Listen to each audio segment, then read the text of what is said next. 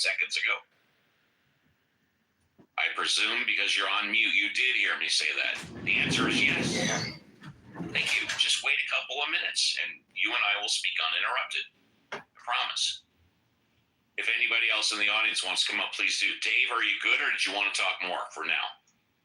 I just want to say, Russia had building with 10,000 people. They are able to, try to attack from abroad.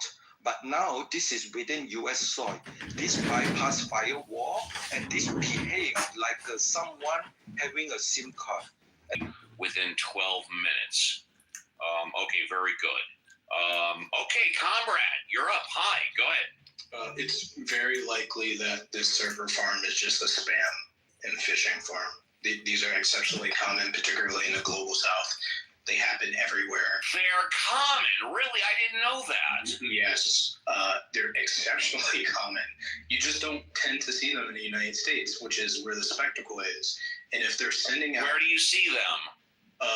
They pop up in Bangladesh, they pop up in India, they pop up in places all around South Asia. I mean, they existed in Indonesia. There's some in Singapore and etc.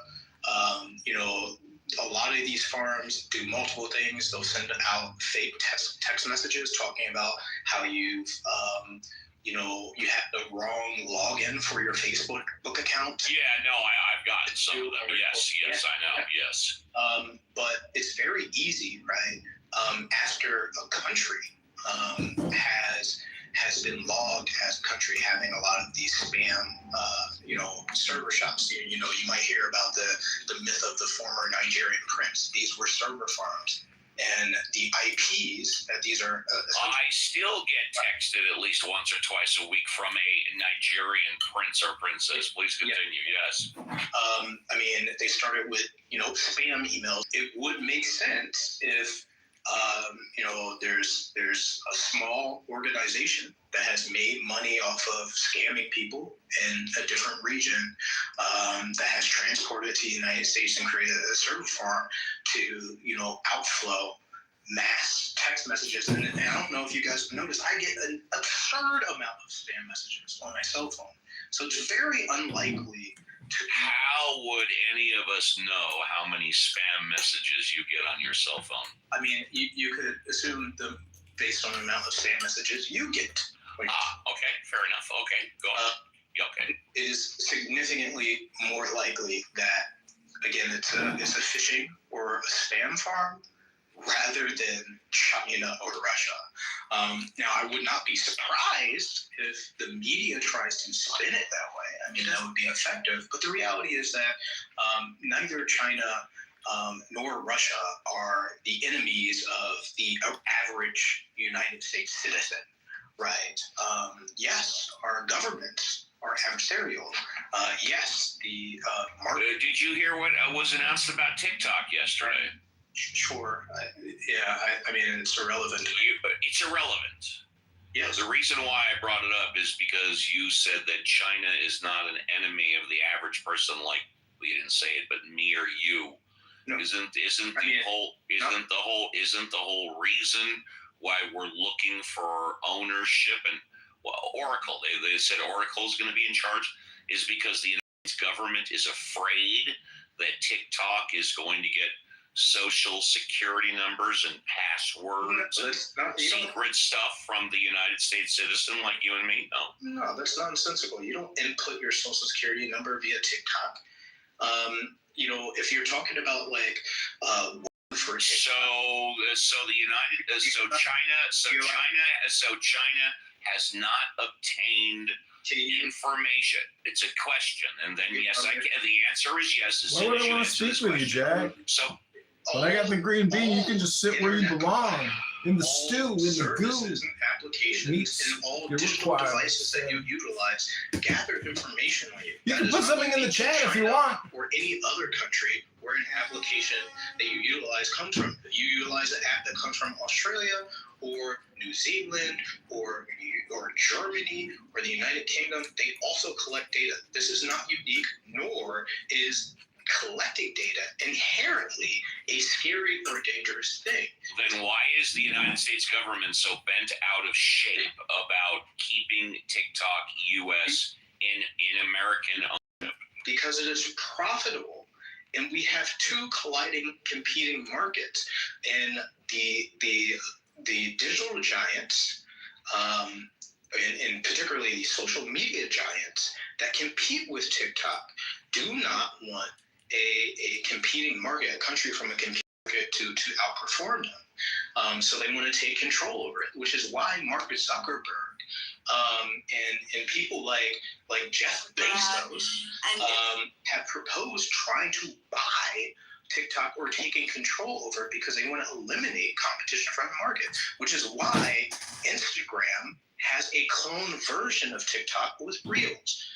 It's about market competition. It isn't about China doing something nefarious with a application where you can make like literally 60-second to 10-minute videos. It's ridiculous. It's literally just Vine. Utterly ridiculous. Thank you. Appreciate that. Let's go to Mountain. Hi, Mountain. Mountain, going once. Mountain, going twice. Okay. TikTok, for you to say that. I was just on mute. What's up? What's going on, Steve? Hi. Did you want to contribute now, or did you want to wait? Well, yeah. What are you're talking about? If you mind refreshing me on this thing, you're freaking out. What's going on? The Critical Thinking Forum was on Is It Time to Get Tough with Russia? And then we've been talking about cybersecurity. Oh, okay. I see. I guess getting tough with at the end of the day, I mean, I feel like we've been kind of putting pressure on Russia, labeling them as, enemy for a while. But today I was looking at, where Charlie Kirk was shot from on Google Earth, and just to confirm it wasn't. Okay, I don't think that has to do with Russia or foreign affairs. All right. Let's keep the discussion here to Russia, China, foreign affairs. If you want to talk about anything else, hello, we can do it on the weekend. Thank you. Go ahead, man. That's sure, man. No, I'm good. You guys go ahead. Thank you. I just want to comment, please, to Comrade. TikTok has the hearts and minds of our youth, and they certainly operate it differently in the United States than they do with the children of China. Really? You think TikTok really gives a shit about the United States youth? Yes. Really? No, I mean, they don't give a shit. They are. Oh, there you go. I agree with you. They don't give a shit, but certainly the content is way different here than there. All right, tell you what, you guys both got to speak. We'll come back to you. Let's go to Jane. Hi, Jane. Welcome to the after party. Thank you. You're welcome. I didn't go to the party, but I'm glad to be here. I was there for the last half hour. Okay, hope it was good. For the last half hour, it was, yeah. Cool. Well, on the issue you asked, I think after Comrade spoke about TikTok and privacy, I want to pick up on that. Sure. My understanding is TikTok has 170 million users in America. That's my understanding. Yeah. Okay. I'm one of them. My daughter's one of them. So I'm not. The point is the question you asked. I didn't know if it was rhetorical or like why would the U.S. want to get involved. I just want to make sure it's answered for the room. Because Zuckerberg et al. Don't like the competition. They've lost certain age group demographics. That's what Comrade was saying. And I agree with Comrade, so I just wanted to reinforce that. And then you think all the United States government talk about getting information and Social Security numbers is bullshit. It's just a marketing share money issue. That's what you think, yes? I think it's fear mongering generally. Gotcha. Mm-hmm. Because if we see who else does this, we give all our information to the other companies. Why is TikTok so different? because it's China. But most companies, for decades, if not, definitely decades. Well, we've been in business. We went to China. Yeah, well, That threshold was crossed. Facebook has survived and profited mostly on obtaining and selling information, where before Elon Musk, X or Twitter survived or got most of their money from advertising. Please continue. Yeah. Have you been to China? I've only been Never. once. No, I've never been to China. No. It'll be one and done for me probably as well. But what they can't do is they can't use these. Their government controls what the citizens are allowed to use. That's right. That's not something I'd like to see happen in America. Thank you, Jane. Let's go to my friend. Hi, my friend. Hello, my friend. How are you? I'm doing great. How are you? I'm doing great. Cool. Welcome to the Critical Thinking After Party. Critical Thinking was originally Critical Thinking Forum was is it time to get tougher on Russia? So we can talk about Russia, China, or United States foreign affairs, whatever you want. Is it time for the U.S. to get tougher on Russia? I believe that was the title of the show. I can tell you exactly. Give me about 5, 4, 3, 2. It was, Steve, yes. And is it time to get tough with Russia? That was the title of the show. Yeah. Aren't there a bunch of Ukrainians who want to be part of Russia? When you say a bunch, what percentage of the Ukrainian population is a bunch? I don't know. I'm asking you. And the answer is no. They want to remain independent. Hence the war. Correct. That's why there's a war. Yeah, the answer is no. They don't want to be part of Russia. They want to be part of NATO, which is not going to happen. There's a war because Zelensky. Look, a guy like Zelensky, let me tell you, he wants all these missiles. When you started, Zelensky started the war, okay? He has all these missiles, okay? And now he wants more. Little Zelensky, like a little rocket man, wants the missile. It's just Little Rocket Man. It's amazing to me. The reversal of this narrative, Steve, I just find fascinating. I find, and again, it's a pleasant turn of events. I mean, look, I hope Trump's serious, but the fact that you can turn around a narrative like this, from going to asserting that this guy started the war and was a terrible person and a dictator and aggressor who had to basically, eat crow for the sake of peace to. Well, you think he could get read between the lines. Read between the lines. They'll still vote for him too. It's like Yeah, how did Zelensky start the war? By staying within his own country? Yeah, it's a good point. Hey, my friend, so there's the answer to that question. Did you want to contribute more or ask more questions or anything? I mean, there's a little bit more nuance than hype. Of course there is. Hang on, comrade. So I think it's my turn, right? My friend, anything else? Or good for now? Yeah, I'm not super well informed about Russia, but I'm looking it up that Putin said something about there was something going on in the Donbass, allegations of genocide in the Donbass, so that's what I'm reading about now. All right. Are you good for now, or what?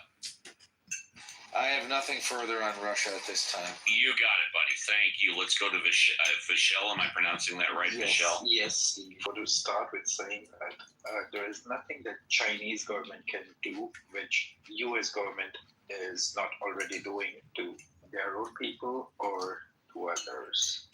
Are you sure about that?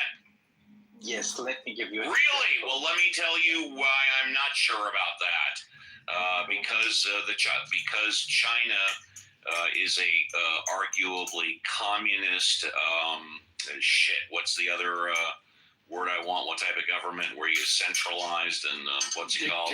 Dictatorship, communist, and what's the other one? Nazi.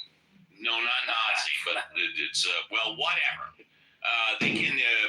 The government can come knock down your front door at 12 midnight They can put a bag over your head. They can handcuff you, and they can drag you to their Totalitarian. No, I'm thinking of something. No, you guys know what it is. Can't think of it. Anyways, they can come drag you. What? What? Authoritarian, Steve? No, you all Fascism. know what it is. What was Hitler? What was he classified as? Fascist. Fascist. Thank you, fascist. That's what I was looking for. China is a communist fascist government. It means.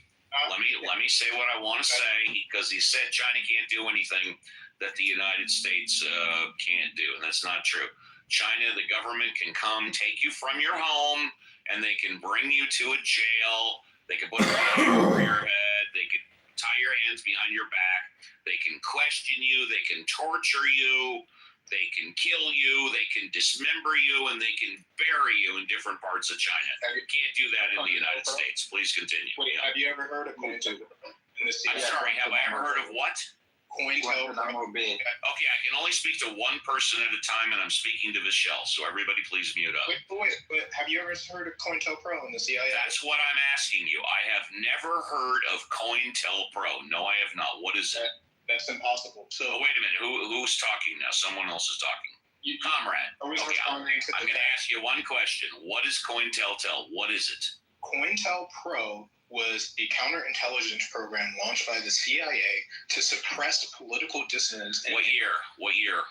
This happened between the early 1950s, The 50s. throughout the 70s, and Around the 70s. Okay.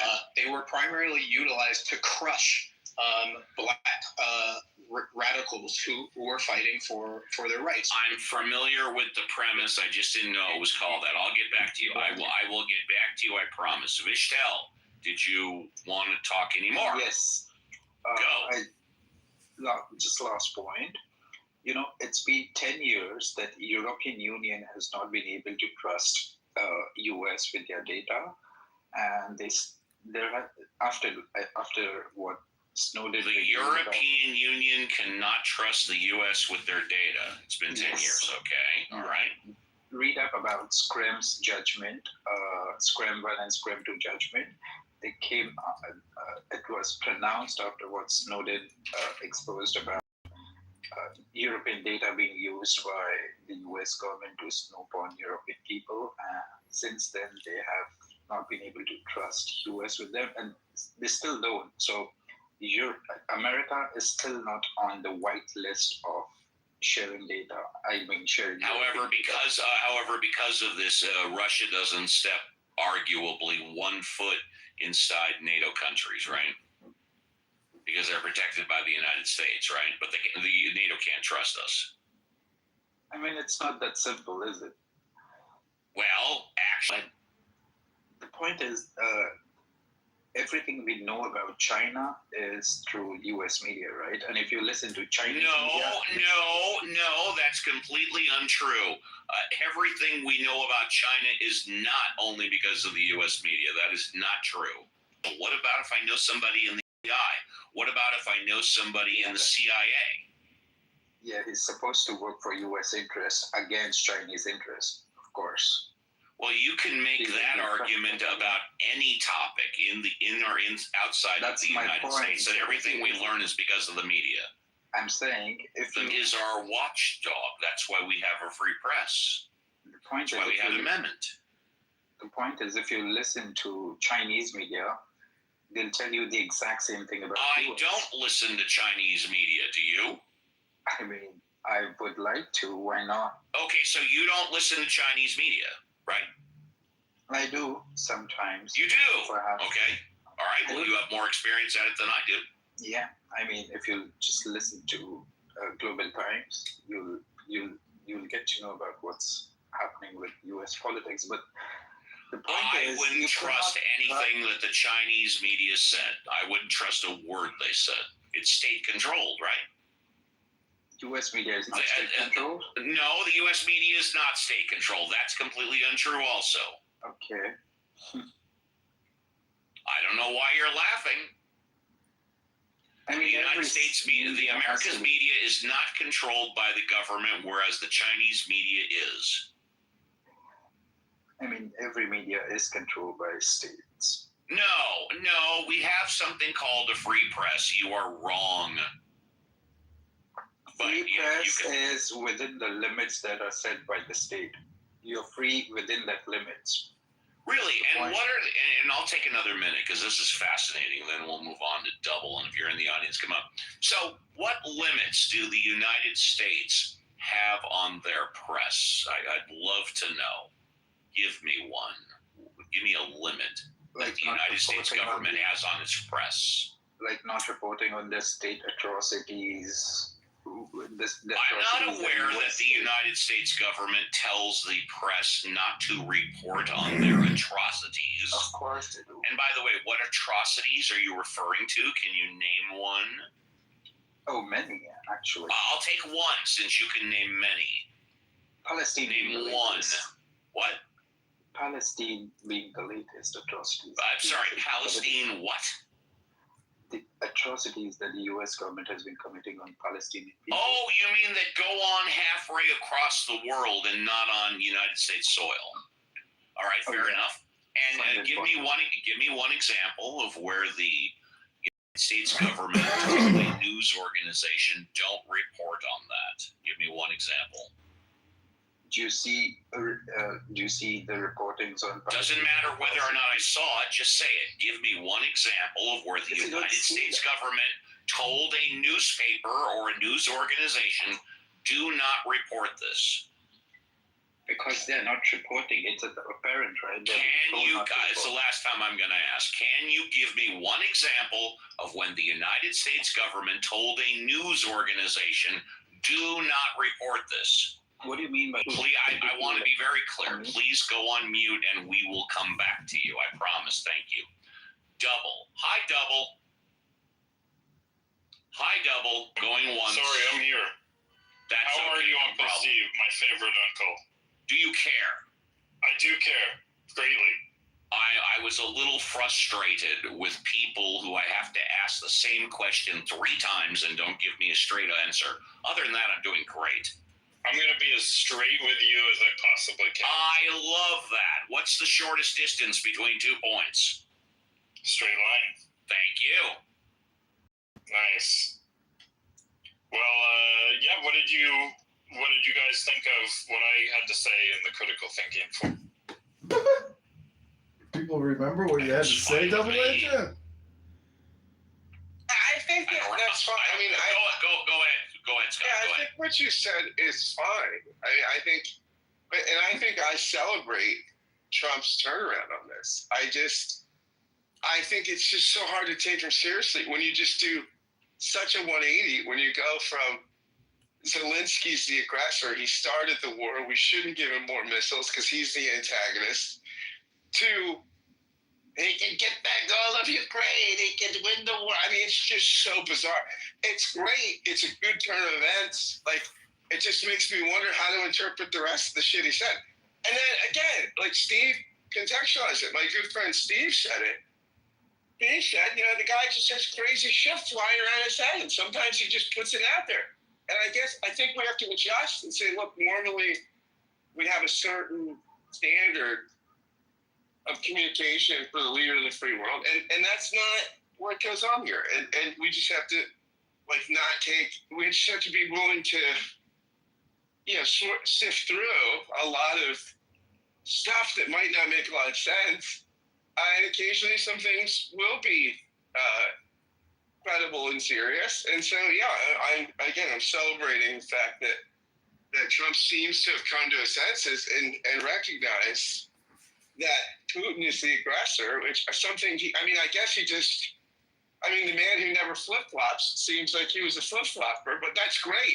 I celebrate the flip-flop. I think it's a great day for the country and the free world that Trump has gone back on some of the stuff he said that I thought was quite crazy. Now, if that makes me part of the target of your ire, then guilty as charged. Oh, and by the way, really quickly, as far as the United States government telling news organizations what not to print, if news organizations or reporter is allowed to go with, say, an Army or a Marine amphibious unit during an assault or an attack, and they're in there, they certainly might say, don't report on our troop movements until after we finish the operation, and I can certainly get behind that. But go ahead, sir. Yeah, I mean, I certainly wouldn't have any ire for someone like you, Scott, or of course, never for Uncle Steve. But no, I think the point I was trying to make is people are kind of analyzing it like, oh, he said this and now he's saying that, and oh, Trump's either an idiot or he was wrong or whatever. But it's like, it's pretty clear what his goal is. He at least likes to think this wouldn't happen if he had been president. I think even Putin, well, you can't trust anything Putin says, but Putin, at least stroking Trump's ego, has said that. I can't trust anything Trump says. Right, yeah, well, that's fair. And I'm saying you do. If you're like, you want someone who's an alcoholic in your family to stop drinking, is like, well, let me try this. What if I try nicely? I tell you not to do it, and then you keep doing it. Oh, how about if I try to punish you in some way or deny you something? Stop giving you support. Will that help? How about if I tell someone you care about that I do an intervention? It's like you keep changing what your tactics to see, can I finally accomplish my goal of getting this person to stop drinking or not? And I think that's what we're seeing. He's just changing tactics because it's clear. First, Biden, the same scenarios where they're all funneling groups, right?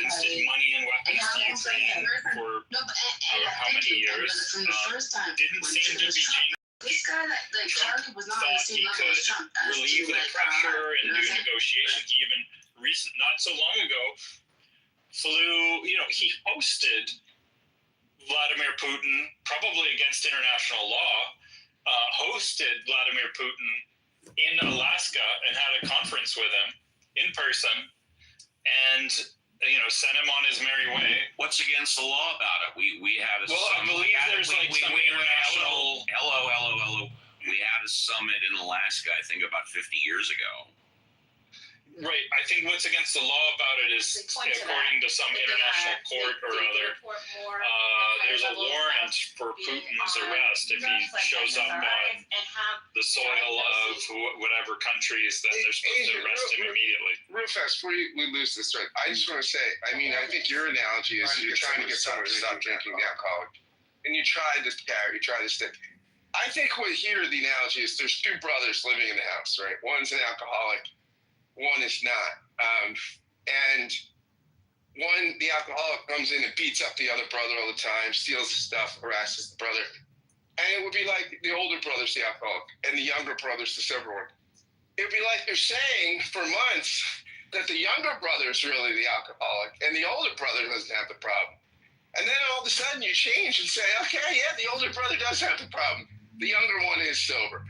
That's the analogy. I don't think it's. I think it's just a very curious. If I was going to run with your analogy, it would be like telling him, "Yeah, I realize your younger brother is driving you to drink, and he's to blame for a lot of your problems.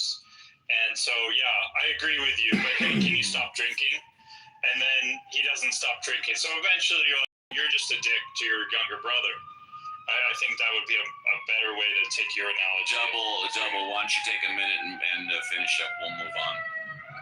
Yeah, but anyway, my point is, it's not worth overanalyzing Trump's consistency or whatever. He's trying to negotiate with one person, and all this stuff of like right and wrong or whatever. He's just trying to. He's throwing things at the wall to see what sticks, and I think we should applaud him for trying different things. What else are you going to do? He only has to convince one person, and that one person is very stubborn. And you don't have that many tools to use against a person who has nuclear weapons. So it is what it is. You're welcome. Let's say hello to Adeline. Hi, Adeline. Hey, hi, thank you. You're welcome. Lots of interesting, relevant stuff is coming up here, which is great. I just wanted to ask about. I'm an investor, and my concern. So November 1st, in my world, is what I'm calling the big reveal. It's not really what I call this big reveal. I'm talking healthcare, folks. Big reveal. November 1st, the ACA prices come out on healthcare.gov. And my big concern is that I know it has been in the news, not enough, but it's been out there that the subsidies are going down and the prices are going up. Who knows whether insurance is pulling out or whatever, too. That's going to strain a lot of people. Some won't have health care, will go bankrupt. Prices will go up, taking money out of pockets. Economics, it's already, the top 10%, I think, controls spending responsible for about 50% of the spending right now. So what I'm wondering is, this is just another straw on the back. I'm wondering what perspective is, what the outlook is, because I don't hear people taking this is a big thing. And it's coming out in November, maybe because the numbers haven't come out, I don't know, but I want to know what some thoughts are with economics, given the upcoming healthcare situation for 26. Thank you. What I would encourage you to do is to come back on the show either Saturday or Sunday. We have Saturday, 7 a.m. to 10 a.m. Pacific Standard Time, Ask Uncle Steve. We have Sunday at 7 a.m. to 10 a.m. Ask the Atheist. That is clearly a healthcare issue. Right now, we are talking about whether or not the United States should get tough on Russia and or China and or foreign affairs. I would love to talk healthcare with you. I love it, insurance, the whole ball of wax. But I think we should shelve that one until the weekend. Would you like to contribute anything to foreign affairs, or are you good for now? All I can say there, it's more of a inside the box comment where I'm a volunteer with Ukrainian for language training, and I help teach the teachers how to do it. That's amazing. When was the last time you were in Ukraine? I was never in Ukraine. I would love to see Ukraine because it used to be. When was the last time you communicated with somebody in Ukraine? About 2 days ago. And how are they? How are their spirits? They're depressed. They're fighting. I'm not surprised. Battle with depression. There's an issue. What do they think of the United States? Are we the good guy, the bad guy, or something in between? I would say exasperated is the best word I could come up with for word. The expectations are for more help. And also the kind of help they listen to what Zelensky requests, the type of missiles, and then they're not given, and then there's a really long wait. So if I understand correctly, we're not really the good guy, we're not really the bad guy. We are just a source of money and missiles and weapons, and they want more, right?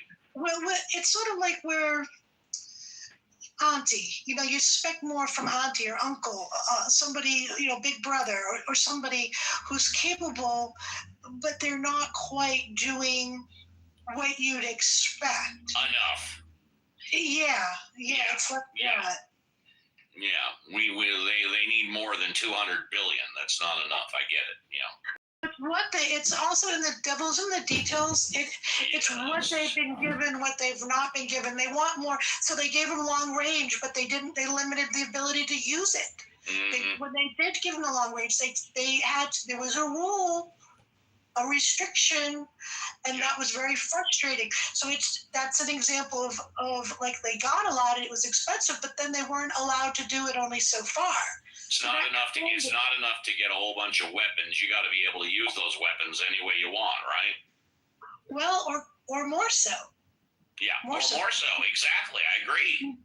Yeah. Okay, cool. Well, please come on the weekend. I'd be happy to talk about that or anything else you want to. But sure. Well, with healthcare, I was trying to tie that into the total picture economically. Go for it. It's too big. It's too big a question, and this is big enough question. So, and this is very interesting. I can tell you what the Ukrainians would say. What would the Ukrainians say? Give us the bomb. Exactly. That's what I said. That's what I said. Give us those. We need more. Yeah, you're right. You're right. Of course. They're very clever in what they say. Yeah. It's not hard to understand. They're really good. I know. Thank you. Appreciate that. Let's go to Anson. Hi, Anson. Well, after the critical thinking, I made my comments. Yes, I listened. I heard every word. Okay, good. And after that, I watched Brett Baer's interview with Zelensky. Of course, Zelensky is ecstatic because Trump has now indicated that the objective of the war should be a Russian retreat from any and all Ukrainian territory, including Crimea. Now, we can have this argument or discussion based upon Trump and all of his Trump. What's the argument? Well, the argument is why doesn't Trump do something to end the war? Such as what you said is put boots on the ground? Absolutely. Yeah, no, I don't want that. I absolutely don't. That's good. See, we can have that debate. But I made the assertion that this war is not going to end until it's won on the battleground. Yeah, it's not going to be won by just economic pressure and certainly not by diplomatic pressure. It's going to be won on the battlefield. What's been going on about a year and a half now? A year and a half, Steve? It's been 20 fucking years already. War in Ukraine. How long has it been going on for? Almost 4 years. 4 years? Okay. Yeah, all right. 3.5 years. It's got to be won now on the battlefield. No, it doesn't.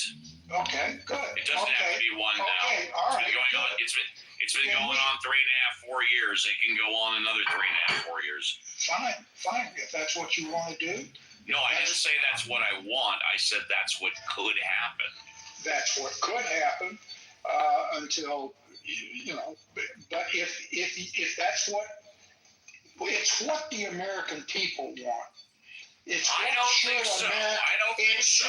Wait a minute, Steve. It should be what is in the best interest of the United States. Really? Do you think American people want American soldiers putting boots on the ground in Ukraine? Is that what the American people want? No, of course not. Of course they don't. Okay. Well, there you go. I made that point. The American people, if they are faced with what needs to be done to win the war, the American people are not, and nor the Europeans, ready to suffer the backflow, the consequences on the global economy, on oil prices, on you name it. They are not ready to suffer the consequences of winning the war. Therefore, why have a discussion about what's it going to take to win the war? Because you want to talk about it. No, I don't want to talk about it. I've already given you my conclusions on what it would take to win the war, and I concluded that under the current circumstances, for America to go to war or to even think about doing something to help an ally to win the war that is going to cause blowback to the United States, the American people are incapable. We've already been doing that to the tune of over $200 billion. And the argument is about Trump. And what's he going to do next? And he's delusional. What have we gotten in return for our $200 billion? A stalemate. I would argue nothing. A stalemate, nothing. We got a stalemate. Russia has not taken over Ukraine, and we have a stalemate on our hands, and we've had it for ever since the first month of the war, when we thought it was going to be a cakewalk for the Russians. So if all you want is if all American people want is a stalemate, it's Ukrainians' problem. We'll give them some money. We'll give them some missiles. That's all we want to do. And Europe says the same thing. And if Russia makes a mistake and flies a jet into our territory, we're not going to shoot it down. Fine. That's the decline of the West. It's been going on for 25 years. We don't want to arrest that decline in the West. Then we can just continue to sink down into mediocrity with little or no influence with what's going on in the world. Just give it up, let somebody else take charge, and we'll release all reserves from our strategic reserve to keep gas prices in place so that we can win the midterm or the next presidential election, which is the kind of bullshit that goes on in American politics all the time, along with all the anti-Trump rhetoric. And, we just don't have the guts to do what it's going to take to win. So let's and what is that? Put boots on the ground? What is that? Put boots on the ground? Absolutely. I said, if you want to start, we don't have the guts. Why should we? Wait a minute, Steve. I said why don't we you need wait to a put minute? a goal. Why don't you wait a minute? What is in the advantage? What advantage is it of the United States to put American soldiers on the ground in Ukraine? How does that benefit the United States?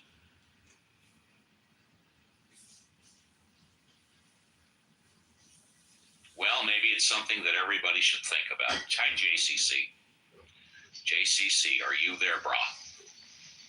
Oh, Anson, maybe you have an answer for me.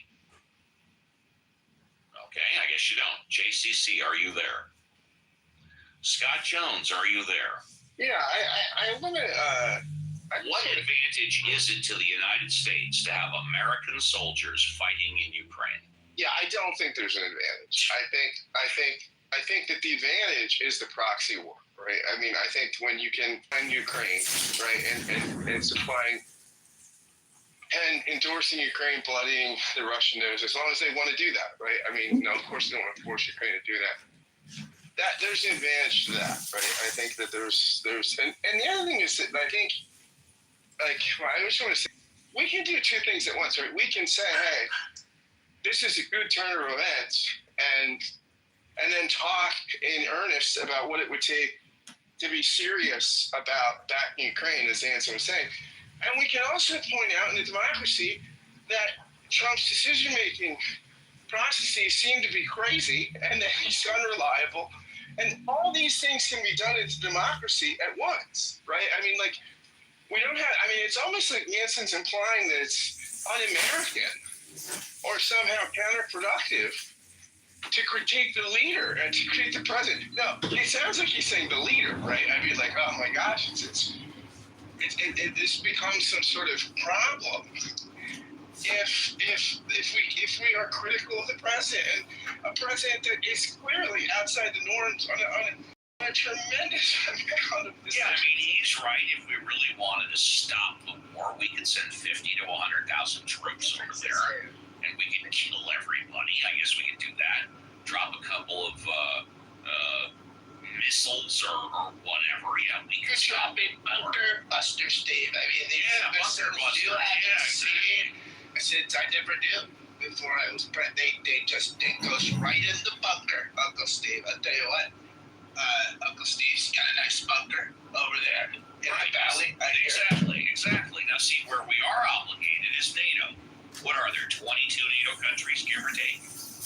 If any of them are attacked, we are obligated to put boots on the ground, period, end of story.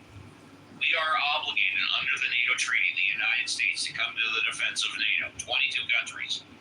And notice how none of them are contributing anywhere close to $200 billion to Ukraine. What are we getting back? I don't know. Well, I mean, I think we're getting back something. I just don't know what it is. I think what we get back support of Ukraine, right, is we get to check an adversary that wants to, that I think would like to run roughshod over part of Europe and force forward illiberal and undemocratic world, right? I mean, so I think what the advantage of supplying Ukraine is here's an emerging democracy that has, interests counter to our adversary, and I think that's. Now, I mean, I think Trump's perspective has been before this. That's not really our problem. It's sort of like a mob boss saying to another mob boss, well, that's his part of the story. We don't really mess around with that. That's his. And I think pleasantly surprising, there's a change in the rhetoric, right? That actually, I mean, Trump seems to recognize that there's been some sort of violation here of international norms. And I mean, it's remarkable. I mean, what's happened today. Again, but I mean, I think we can say, and ought to be able to say, and not be accused of some sort of Trump derangement syndrome or being un-American or counterproductive, to say that we're happy that he has made the statement, and also confused what the logic has been for the past year when he's been saying Zelensky started the war and should quit, that Zelensky was the aggressor and morally in the wrong. I think it's okay to say, wow, this is really confusing. I'm not in favor of coup d'etats. I'm not in favor of Russia taking over Ukraine, but I'm definitely not in favor of news. That to me is just. Well, that's you and most Americans, Steve. I don't. Fine. Yeah. I think that a couple decades in the Middle East, those misadventures have certainly made your sentiment popular. I'm very close to saying this is not our problem. See, I think it is. I think. Well, again, as you pointed out, he flew for 12. He was in Estonian airspace. I mean, he's doing a lot of things that by treaty it could become a problem, right? I mean, I don't think. I think Putin is our problem already. NATO is our problem. NATO is our problem. Hey, John Malincrot. Hi. How are you? Good. You're in the background a lot. I don't know that. Okay, hold on. Sure. Yeah, I heard you, Steve. I just couldn't respond, so. No, that's okay, JCC. No problem. Malincrot, maybe it's just a switch or whatever. I don't know. Okay. JC will wait for John to fix his switches. JCC, want to contribute? It's not really nothing right now. Oh, that's okay. You sound great, John. John, you sound great. That's amazing. Yeah, go ahead, John. Well, I was just going to say, as I said in the chat, the choice, I think you're framing the choices between flag draped coffins and letting Putin win, and it isn't. But it seems to me it's very, very much in our interest to have Putin have the shit beat out of him. And Ukraine is a great vehicle for doing that. In normal times, we would do whatever was required for Ukraine to beat the shit out of Putin. But these are not normal times for a perfectly obvious reason. Yes. Thank you, John. That's a good point. We're going to go to the top of the hour and end so if anybody wants to come up, please do. Let's see. David, did you want to contribute? I enjoyed the conversation. Thank you. I'm good right now. Thank you. Back to, is it Adeline? Yeah, I think the idea is that even if we don't give a crap about Ukraine, we still need to respond to the Russia bullying because we're next. That's the point. There's been I don't think we're next. I don't think anybody's coming onto our soil. Well, that's the difference. See, that the underlying assumption that has to be cleared up. But there's a lot of thought. The underlying assumption is that bring back the USSR. What other countries were part of that? Some of them are now NATO. So that has always been the mission. Some of them are NATO, yes. And so that's going to be, so they're going to be a lot stronger after they take Ukraine, a lot stronger. I mean, they might not do anything for the first minute. They're going to gather. It's like a snowball coming down the hill, getting bigger. Just get it while it's still up high. That's the kind of, but again, that's the underlying assumption. Without that assumption, I agree with you. But with the assumption that the motivation goes further, then it's a different story. It's a different game. Thank you. David, you're next. David. Yes, I'm here. Yeah. You know, I definitely don't want to see American troops on the ground in Russia. I think that as a badass, one thing that he could have done that I would have raised a Trump flag, and as much as I hate the guy, I would have put a Trump flag outside my house if he did this. If he took out Putin when Putin was on American soil not too long ago, I think he would have gotten. He should have taken out Putin when Putin was on the U.S. soil. That's what I thought he said. Okay. Yeah, 100%. I mean, and yes, how would the rest of Russia react? You know, I don't know. I actually don't think they would have. I don't know. I mean, it's hard to. You don't know. You're calling for the assassination of the leader of Russia. It might result in a nuclear strike on an American city, you fucking idiot. Russian citizens, they're being sent off to die in this war. And you think any other Bye, New York. Bye, Chicago. Bye, LA. It was good while it lasted. Take care now. That risk ought to be worth the having. That's fine. You know, and this and here's why. You know, I know with this, the whole laws of war, we shouldn't murder the leaders in charge. Why the fuck not? Why why not? Why not start World War III so we can all die? Yeah, good idea. Good one, Uncle Steve. It's a complete messed up system. And the dictator, end of the world, everybody. Cheers. Their citizens to go off to die. That's my theory on it. And you know what? I think Trump would gain a lot of respect if he did that. Not just that. I think that would be the right thing to do personally. I'm flabbergasted. I don't know what to say to that. Wow. You don't know what to say, Steve? It's your room. You're curating hate speech and ending the war. End the world war. Yeah, absolutely not. Actually, JCC, I was thinking about that.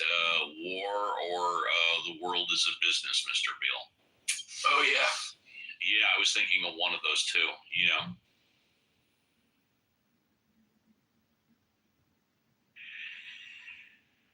Well, Z, we've tried to invite you up. Your hand is still up. You're welcome to come on up. And Tony, I gave you an invite. David is in favor of Donald Trump assassinating. Maybe they should have a speech on a college campus. I'm sorry, is that too soon? Hi, Z. Hello, Z. Hey there. I think I pressed the button by accident, but I did want to say that after David spoke, what popped into my big, beautiful brain was, this ridiculous is, Putin and Trump, put them in the ring together and let them pick their weapons and whatever. But I don't like sending young people to war either. And Thunderdome. 2 men enter, 1 leave. Well, and that's true. For real though, I did sit with people who I sat with people who came back from Vietnam, and I don't even know what to say about it. So, and that will forever be in my mind, and I never want to see anything like that happen again. And so I agree. I don't think that shooting world leaders, I can't really speak to that, but I think it is insane that all these different people do go to war and get killed for crazy people who are, running these different countries. And in the past, I really thought that our country was something different and special, and I'm not saying that it's not, but it's turned into something else that is scaring the crap out of me and making me very uncomfortable. And so I just, I don't have anything else really to say. I was never really into political conversation because I mostly just looked at pictures and read little clips from magazines. I really didn't read or pay attention to understand what was going on, guys. So it's now I do, and it's frightening. And thank you for having me on stage. You are. It's my pleasure. War is not romantic. War is messy.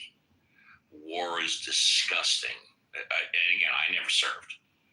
But you ask anybody that's ever been, that's ever seen action, it's not what you imagine it. It's war is a nasty, ugly business. We're going to end in 12 minutes. I can play a clip about war, but I don't know if people want to hear clips. So if anybody wants to speak, go ahead. Otherwise, I will play a clip. I did just want to say hi, Steve. Hi, Violet. It's good to see you. How are you, sweetheart? Doing okay this evening. How about yourself? I'm doing well, thanks. We're just coming down to the very end. We started this about I heard the 12-minute thing, so just wanted to say hi. Oh, thank you. Okay. Well, Reverend Scott, should I play the end of the movie Coming Home, the John Voight speech? I don't know if you know that. Why not? Why not? Okay. I believe both Jane Fonda and John Voight won Best Actor and Best Actress for the movie Coming Home. This movie takes place right after John Voight comes back from Vietnam and he's paralyzed. And at the end, he is the alternative speaker at a military rally to try and recruit people to join the American military. So this is his famous speech at the end of the movie. It's about 4 minutes, so we'll come right back. You want to be a part of it, patriotic, and go out and get your licks in with the US of A. And when you get over there, it's a totally different situation.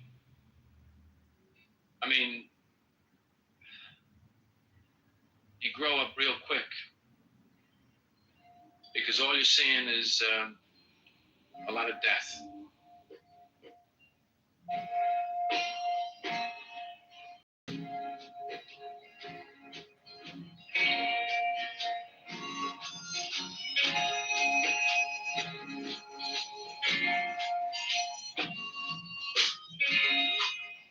Once I was a soldier, I fought on foreign sands for you. Once I was a hunter, and I know some of you guys can look at the uniform man and you can go over films and you can think about the glory, feeling, and go off and fight this turkey too. Soon there'll be another to tell you I was just alive. Sometimes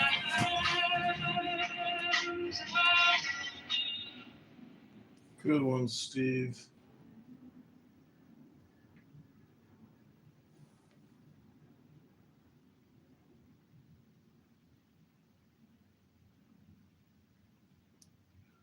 All this gaslighting bullshit they do. It's right there, clear as day. But it was also clear as day if you had eyes and a brain, because it was obviously happening in real time. And the frustrating thing is those of us like myself who were screaming about it until we were blue in the face, were just told we're crazy. Oh, you're crazy. You're crazy. What are you talking about? And now nobody is ever going to come back and say, hey, looks like you were right. Nope. Can you put that, whatever you're reading from, can you put that link? Yeah. Cool. That's a big deal. I put it in there. Aaron just put it in the chat. Thank you. Cool. I mean, dude, like, we knew this was happening, but now we have it direct from Facebook. Mark Zuckerberg admitted it. We have it direct Google now. Okay? Like, what more evidence do we need? The people that pretend it never happened are delusional. Actually, they're acting in bad faith. Yeah, but And they're hold on, now that it's a intentionally fact trying to that it manipulate the happened, gas. now that it's a fact that it happened, it's not a big deal, and everyone's it. And, Both sides do it. Yeah, Jimmy Kimmel was off there for 3 days, Mohan. Dude, both sides do it. He was off the air because the syndicators refused to syndicate it. That wasn't the government. Sinclair is still refusing to syndicate it, by the way. His he's gonna come back. Go down by half. Yeah. He's going to come back, but Sinclair is still refusing to syndicate it. I think it's because Sinclair is a Jewish-owned company, and Charlie Kirk was fairly beloved in Israel. I think that's the reason. Because the Sinclair family seems very upset about it. Disproportionately so. What do you reckon Kimmel opens with when he's back on air first time? He's going to give some mealy-mouthed apology, which isn't an actual apology. Everybody knows what he's going to do, and then he's going to get a big applause for standing up to Trump. It's going to be incredibly cringe. You can predict it very easily. The funniest thing about this is if this didn't happen, they probably were going to cancel him this year because they lose like $40 million a year on his show. But they're going to keep him around just long enough to try to prove a point, which is just going to lose hundreds of millions of dollars for no reason. Well, that's why I thought it was a tactical error, Mohan, because I was like, Kimmel would have been removed from the air in 6 months without anybody lifting a finger. What his key demo Nielsen rating is? Oh. Less than 140,000 people tune into the show. Yeah, I have been on Bitcoin podcasts with higher viewership than that. I'm more famous than Jimmy Kimmel. Dude, when you put out I was gonna say when you put out a tweet, more people read it than watch Jimmy Kimmel. In the key demo. I know. Isn't that wild?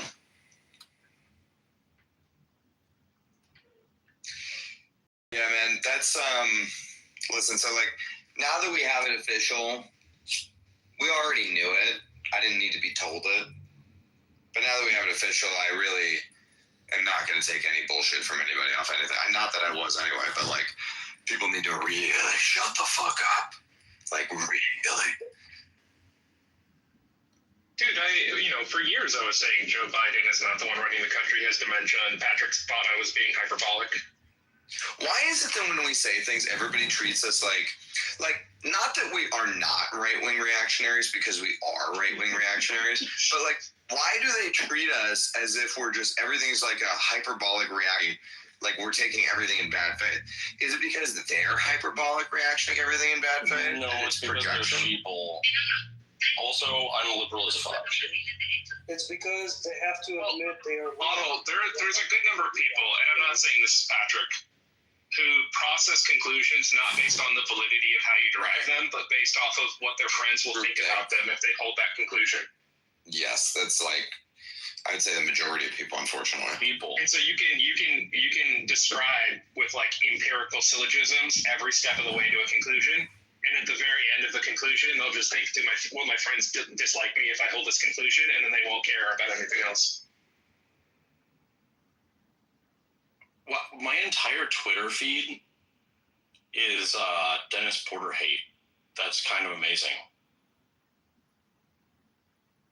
Dude, I don't know why, but fucking I forget this like mid-tier Republican had Nick Fuentes on. I forget his name, Dan Bongino, or not Dan Bongino, one of these like guys. And Nick Fuentes is kind of a retard.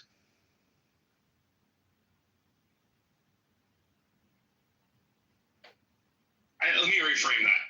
I don't think he's unintelligent. I think he's evil.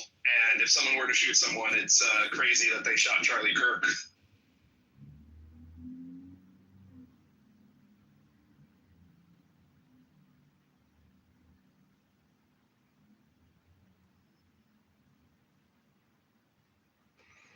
You Fish, my entire feed is also Dennis Porter hate, and I've come to realize that was the massive breaking news that's bullish for Bitcoin. Let's go.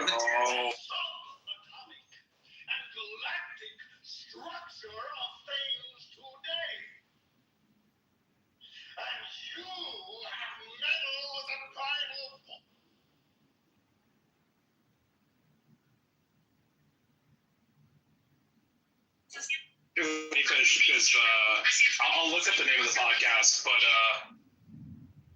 Nick Fuentes spent 40 minutes talking about how he was a victim because when he was 19, people started canceling him for the opinion that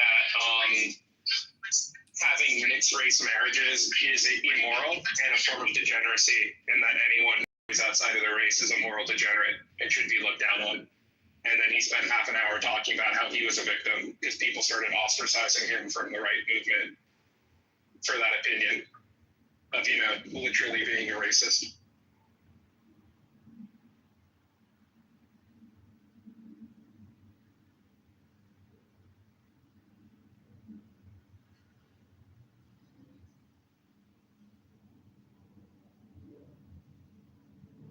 Yeah, what's his beef with mixed race marriages? It's moral degeneracy. Don't you know this? Everyone knows this. That's And if you criticize him for the opinion that he holds and don't want to hire him over that, that's just Jewish propaganda and cancel culture. And it's all these women. Apparently, Nick Fuentes, when he was 19, tried to hit on girls, and then they'd hang out with him. And then he would say mixed race dating is degeneracy, and if you have a child with someone of a different race, you're a moral degenerate. And they recorded him saying that, and then made sure that no one in right-wing media hired him. And that made cancel culture going too far. But what is his beef with, like, genetic diversity optimization? You can ask him. You're more than welcome. I listened to him for like 45 minutes explain it, and I was like, I'm not going to listen to him more, but that's seems to be a very appropriate step for ostracization from wanting to hire someone. Nick Fuentes was the one that got Kanye West to say that he loved Hitler. Like, if you actually go back and watch that Alex Jones interview, Nick Fuentes is sitting right next to him.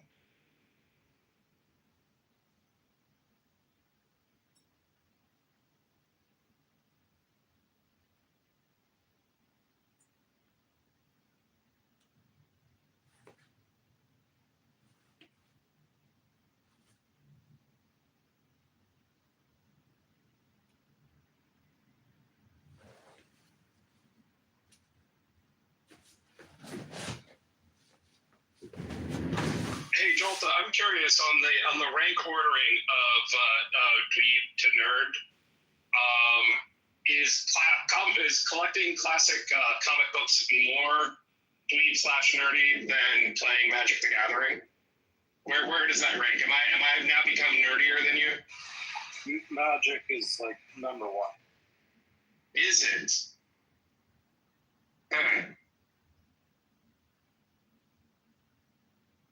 It can't be number one. There's got to be something worse.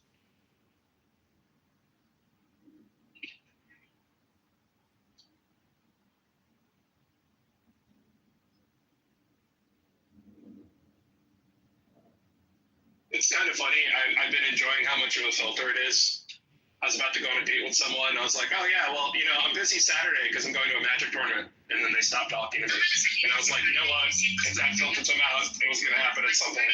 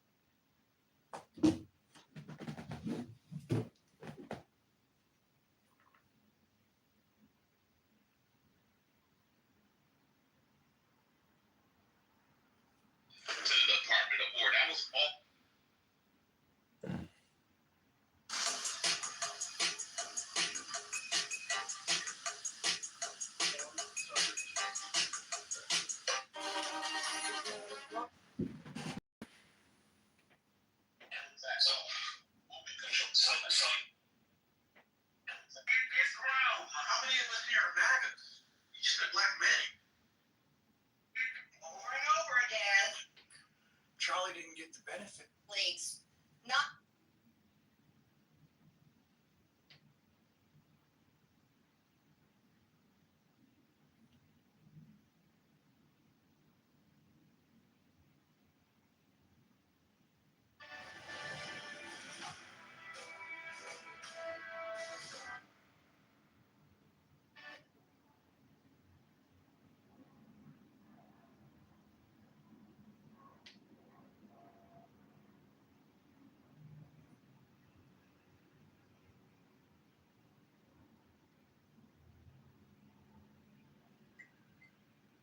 In a different country.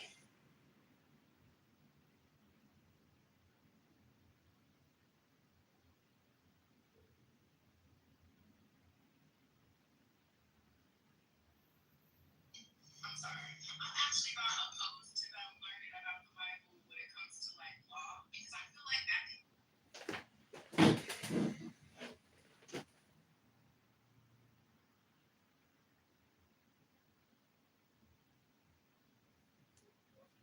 Back then. Yeah, he was dropping clips. Remember when he said only what was the bitch she talked about? Only Rosie O'Donnell. Only Rosie. Yeah, he said you like a pig with makeup or something, right? No, she said you called women's dogs pigs, and he said only Rosie. Yeah. Look, you know, I actually liked him in like 2016, but I'm just saying. Yeah, that's what's important with our politicians is that they're able to like insult people correctly. People are eating. Ambition is a hell of a drug. He marries a man, she's going to have to sit down and be a trad wife and the cheerleader from the side. If she's tasted blood, she ain't marrying nobody.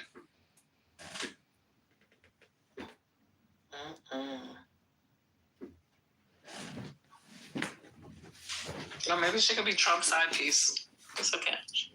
We'll find somewhere to go. Cut the shit.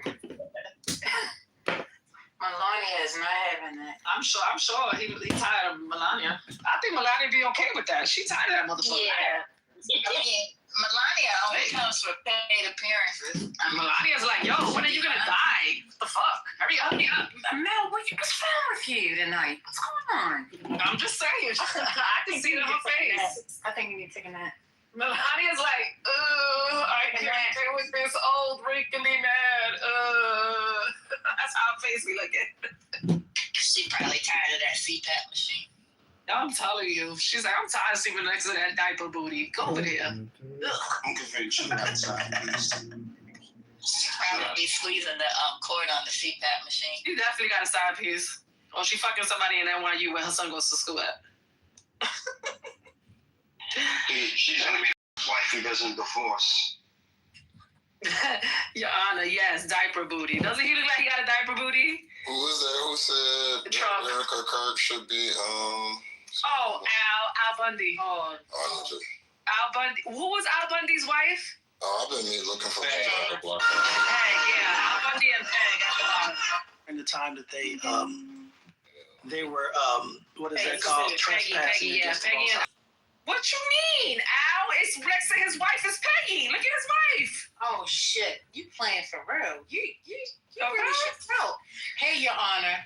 What do you think? That these people gonna talk shit and we ain't gonna talk shit? Fuck out of here. No, Good. Hello, everybody. Good evening. We got Mike P, Payne, Karen. Oh. You trying to dox me? Oh, somebody mute her mic. What's happening? Fuck. Let that woman speak. Sir, I got a bunch of people that you gave that information to. They were on my stage, sir. I got a bunch of Why are you bringing this back? What is happening? No, because I can't stand people that got color and they pay Karen wrong. They male Karen. Sorry, ma'am. I play Yes, all time. you too. I could deal with you sometime. What's a male Karen? When y'all get the name for me, I will call these men Karen. Kevin. Tired of these motherfuckers. Hey, Trent. No, it's not Kevin. It's not Kevin. Nah, Kevin is not a good name. Karen? Okay, I Kevin. got a name. Bitch ass niggas. Go Go ahead now. You know what? Y'all are crazy. I really want to hear. So, does anybody have the Trump UN? They said he overspoke the time and everything. Oh, I don't know. They said it was embarrassing. Oh shoot! I just got a alert. Oh my gosh, she back on the app. Y'all remember Indira? Oh wow.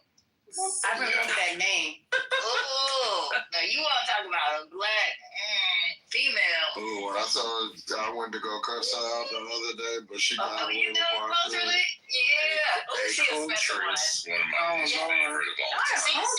Seem like a Candace on the app. Contagious. It's so arrogant about it too. I think yesterday, Bill and Quinn was arguing in another room. I was like, "Oh, this is juicy." Ain't shit endearing about her. Here, the room is called Open Talk, Conservative and Liberals.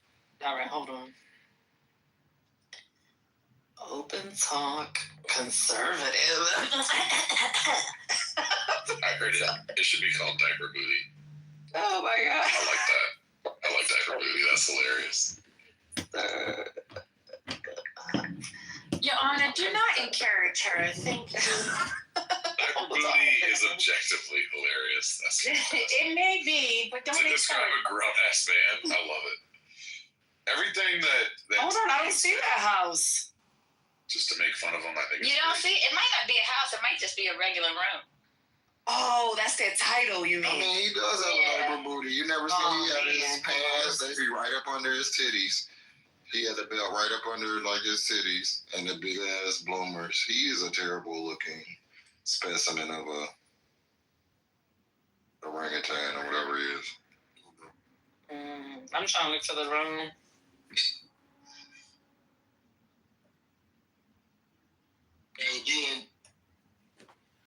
Should biracials have their own community? I'm telling you, these people are so bored. Masculinity mansion. I'm gonna go to. Why are black men old black women reparation? Yeah. I don't even see that freaking room. Yeah, I need to bring the link back. Y'all want me to stream it? Beyond love. I probably don't follow nobody in that room. That's why it's not coming up in always. Let me see if I can find it.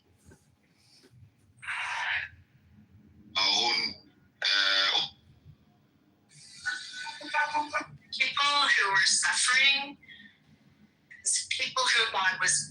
Oh, this room is playing her speech, Erica. There should be another video that I just want to make something for. So I grew up with European famines, and I remember seeing them on the news.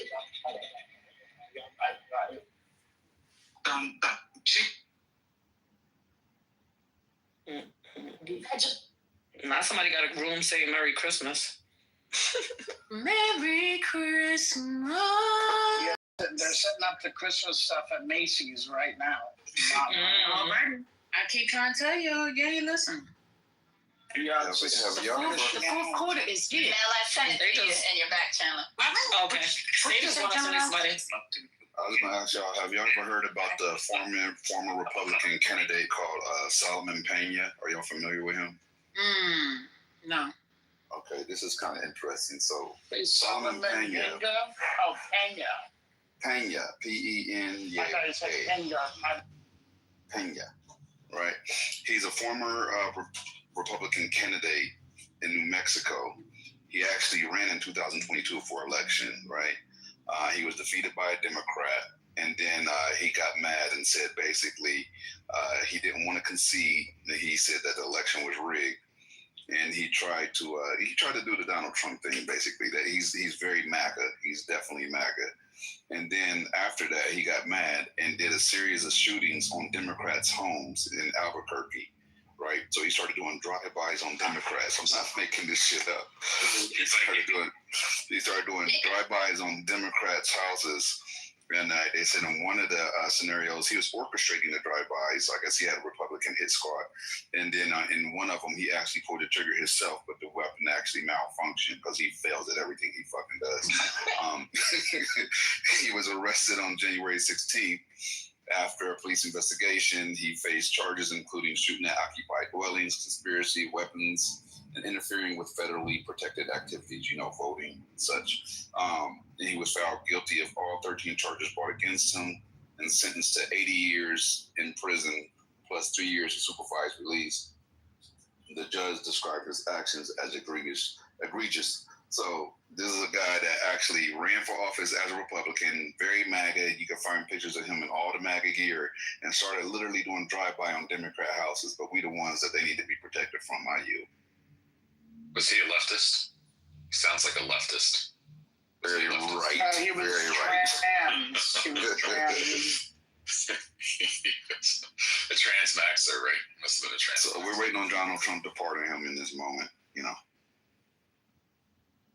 Be very fitting. Years and then 3 years. That sentence is crazy, right? But imagine he's really doing drive-by on dude. This happened in 2022, 2023. These are years where there was no democratic violence. This is just the Republic sliding and knocking shit down. That's some gangster, like gangbanging shit. These are state charges. I put the link. You can check it out. I don't know if they were state or federal. Okay, I'll go read it myself as well. Did he go to jail? Is he in No, I'm telling you, Spirit, I don't know. I literally don't know. I'm talking like that. Yeah, I don't know. Spyron is on his spicy. Yeah, he's spicy. He's angry too. Basically, he got his Snickers. But yeah, he's doing 80 years. He's doing 80 years. Yeah. Okay. I just had Trump would pardon him with getting the shot. So, with federal charges, Release him. Sounds like he already took a shot. Supervision after the 80 years. Okay. 3 years supervision. That was nasty, Yana. Oh, it's not a written. It is. Yeah, it is out. Mike Pussy's on this side in this room. Put everybody under the bus. It's almost worth me buying it. I dropped the link in the chat if y'all want to check it out. No, that's Indira. Yeah, that's Indira. And what Mike Pussy said, he just came in the room and was like, "Oh, have you guys read Kamala Harris's book?"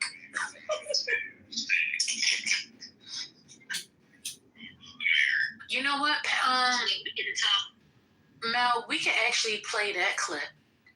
Kamala did Good Morning America. The full one. I only had.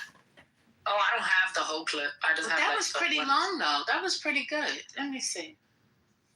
You want me to play? And then the link, y'all, because you can see him in his MAGA gear, by the way. So he's definitely, we can't. There's no getting away with this one. Was he a January 6th?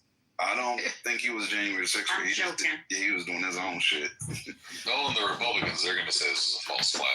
He's just wearing this to get the right in trouble. Right. He's in Antifa about this shirt. Right. Yeah, like the mental gymnastics the right will do to not take. Do you care about Bob Dylan, Glennis? Yeah, that most recent movie was so great. It's really worth seeing. Nice. Yeah. What if you don't know? I didn't know any of his music, but the movie was good. Yeah, I knew some of his music. I guess I feel like that wasn't really my era, but yeah. Or my I feel like you have to know the music before you see that kind of movie. So I guess maybe not. No, but it's just an interesting movie, even if you didn't know the music. I guess. Mama yo. This is Queen, though. You know that, right? Me? Yeah. This is not Bob. But whoever the head actor was in Bohemian Rhapsody, I mean, he's a very strange looking person. Or whatever. Yeah, he's a very strange looking person. Yeah. But he played Freddie pretty well. Pretty good in that, though. Yeah. Who's the guy from America's Got Talent that took over as lead singer, went on tour? People say Adam Lambert. Yeah, Adam Lambert. That's who it is. Yeah. He sounds great. The gay guy? Good compliment. Yep. That's the one. And I heard it was because he was gay, and so was Freddie Mercury. That's how they could sing the same. Isn't that crazy, Dave? Yeah, I know. That just sounds. That the gays sing beautifully like angels. That's why they got on them gay men choruses and whatnot, where they're flashing it up. Mm-hmm. Speaking of the Gaysman's Chorus, Hope, where have you been tonight? I've been around. I've been doing stuff. Okay. You're spreading the whole Oh, that's the Beach Boys. I've been around. At Penn Station for years. I was just at Penn Station. They've been there for years. They have a lot of cop presence in Penn Station.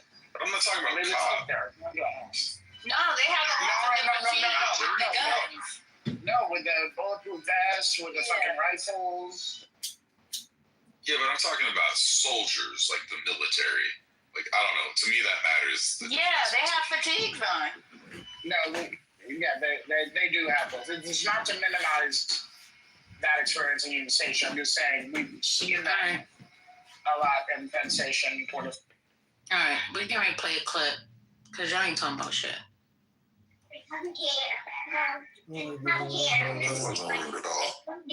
Nope, not at all. She's mean. I can be. That's all I keep telling y'all. I'm joined now by former Vice President Kamala Harris, who has been alcohol 107 days. That's a nearly day-by-day account of her run for president and the 2024 campaign. President Harris, thank you for joining us this morning. Thank you, Michael. It's good to be with you. Great to be with you. And we're just going to dive right into it because everyone seems to have their own theory. But why do you feel or believe that you lost the 2024 presidential election? Well, I talk about a lot of the factors that I think contributed to the outcome. But the reason I wrote the book is, Michael, it really was an unprecedented election. You think about it, a sitting vice president running for re-election, 3.5 months before the election decides not to run. The sitting vice president then takes up the mantle, running against a former president of the United States who had been running for 10 years with 107 days to go. It's unprecedented. It was the closest presidential election in the 21st century. And as history writes about that election, I felt very strongly that I wanted to make sure my voice was present in how that election is discussed and covered as part of American history, and I wanted to make sure my voice would be a part of that.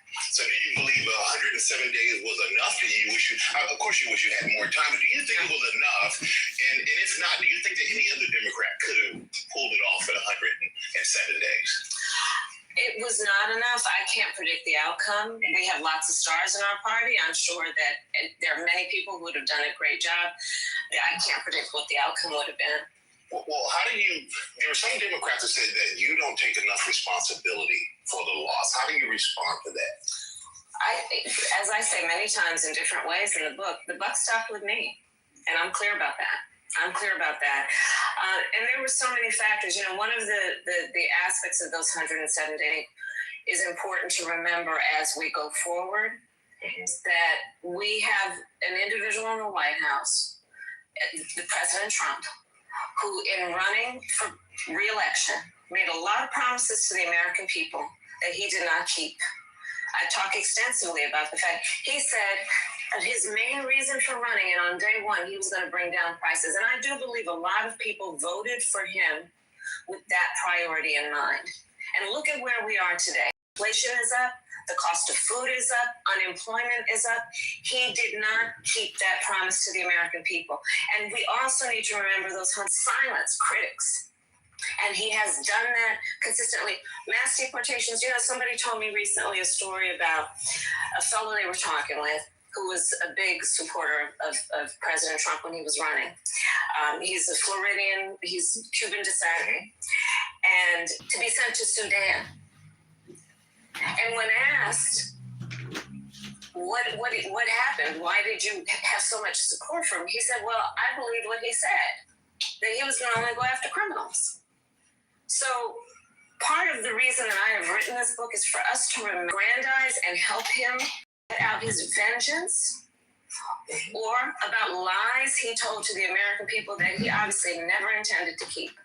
And let's talk about somebody who was in the White House with you, yeah. President Biden. President Biden, I'm saying he believes that he insists that he would have won the race. So when you hear him say that, how does that make you feel?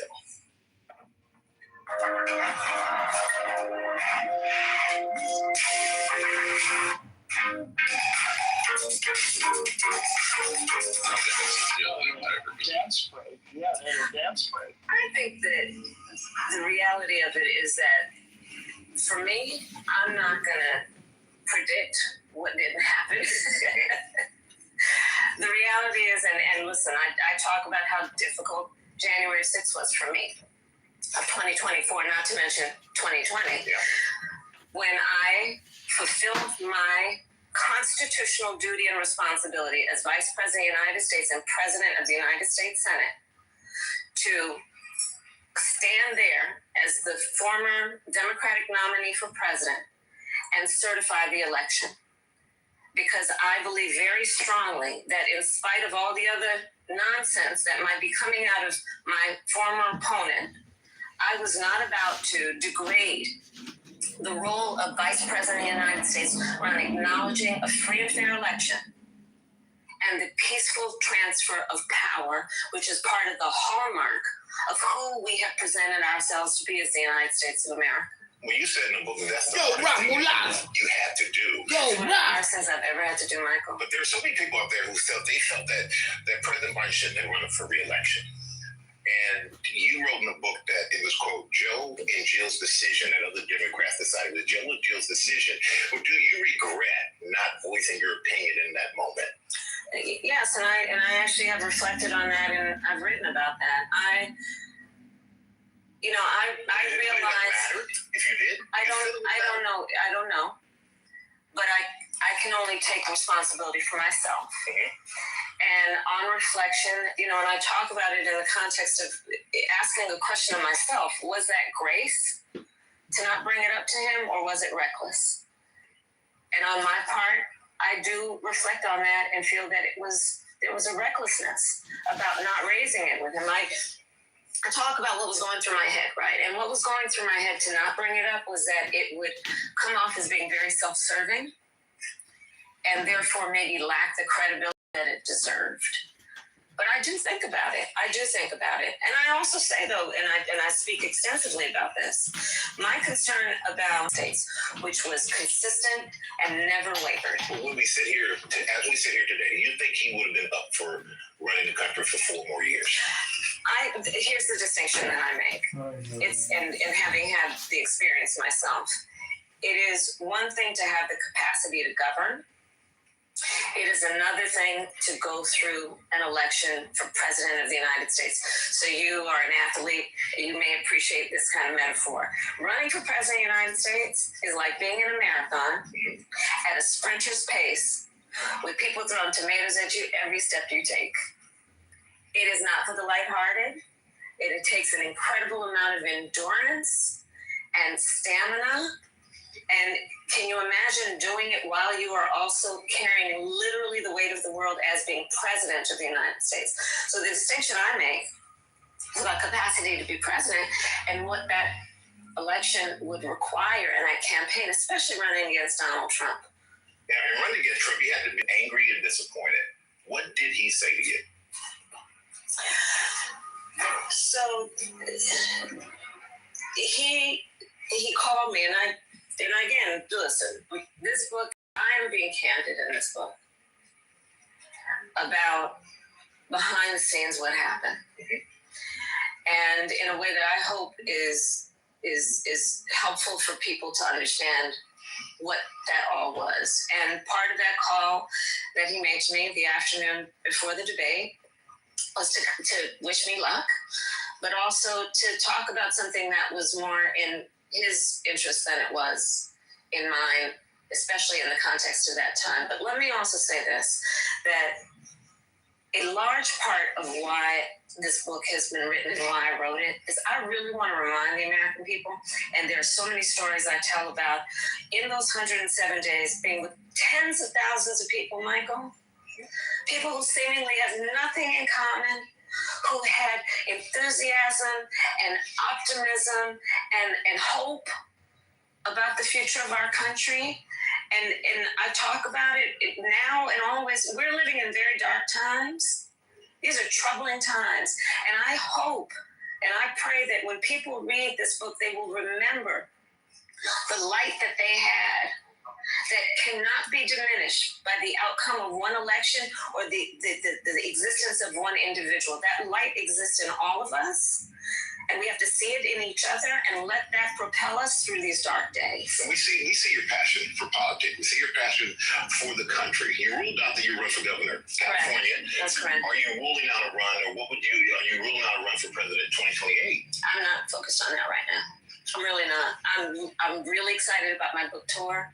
You know, I'm excited about being out and listening to folks. I think it's important to listen, you know, and elevate people's voices. You know, there's when I'm out and about, I can't tell you the number of people that come up to me crying. Well, do you think that writing this book could have burned some bridges, though, that could help you politically? No, and that's not my intention, and I hope not.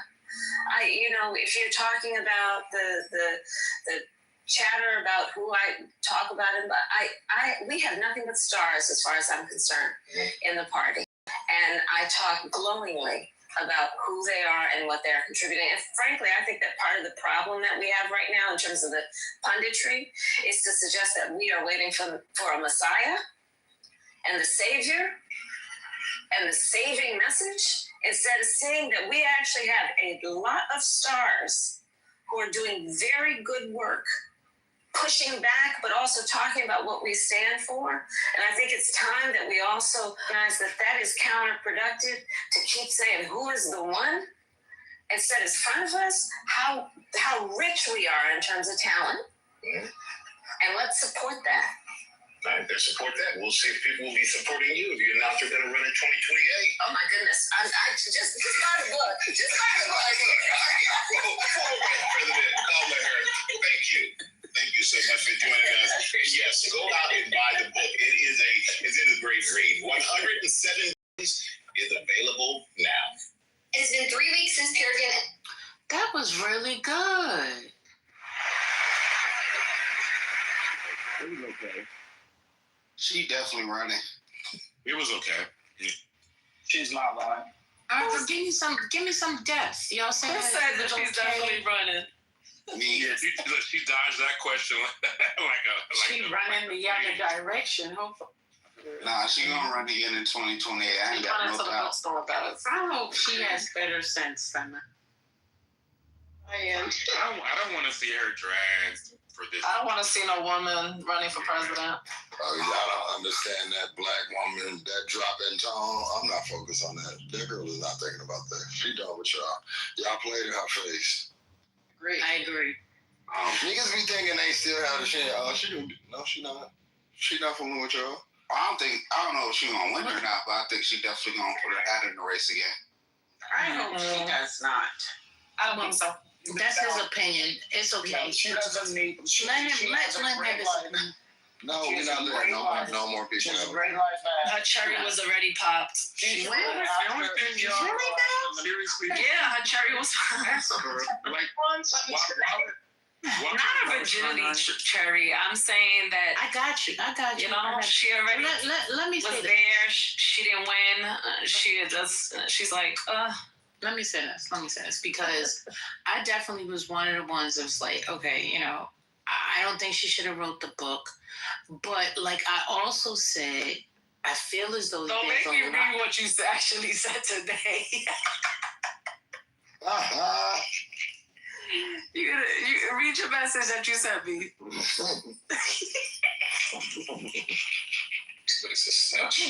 I don't know what the fuck is going on with you tonight.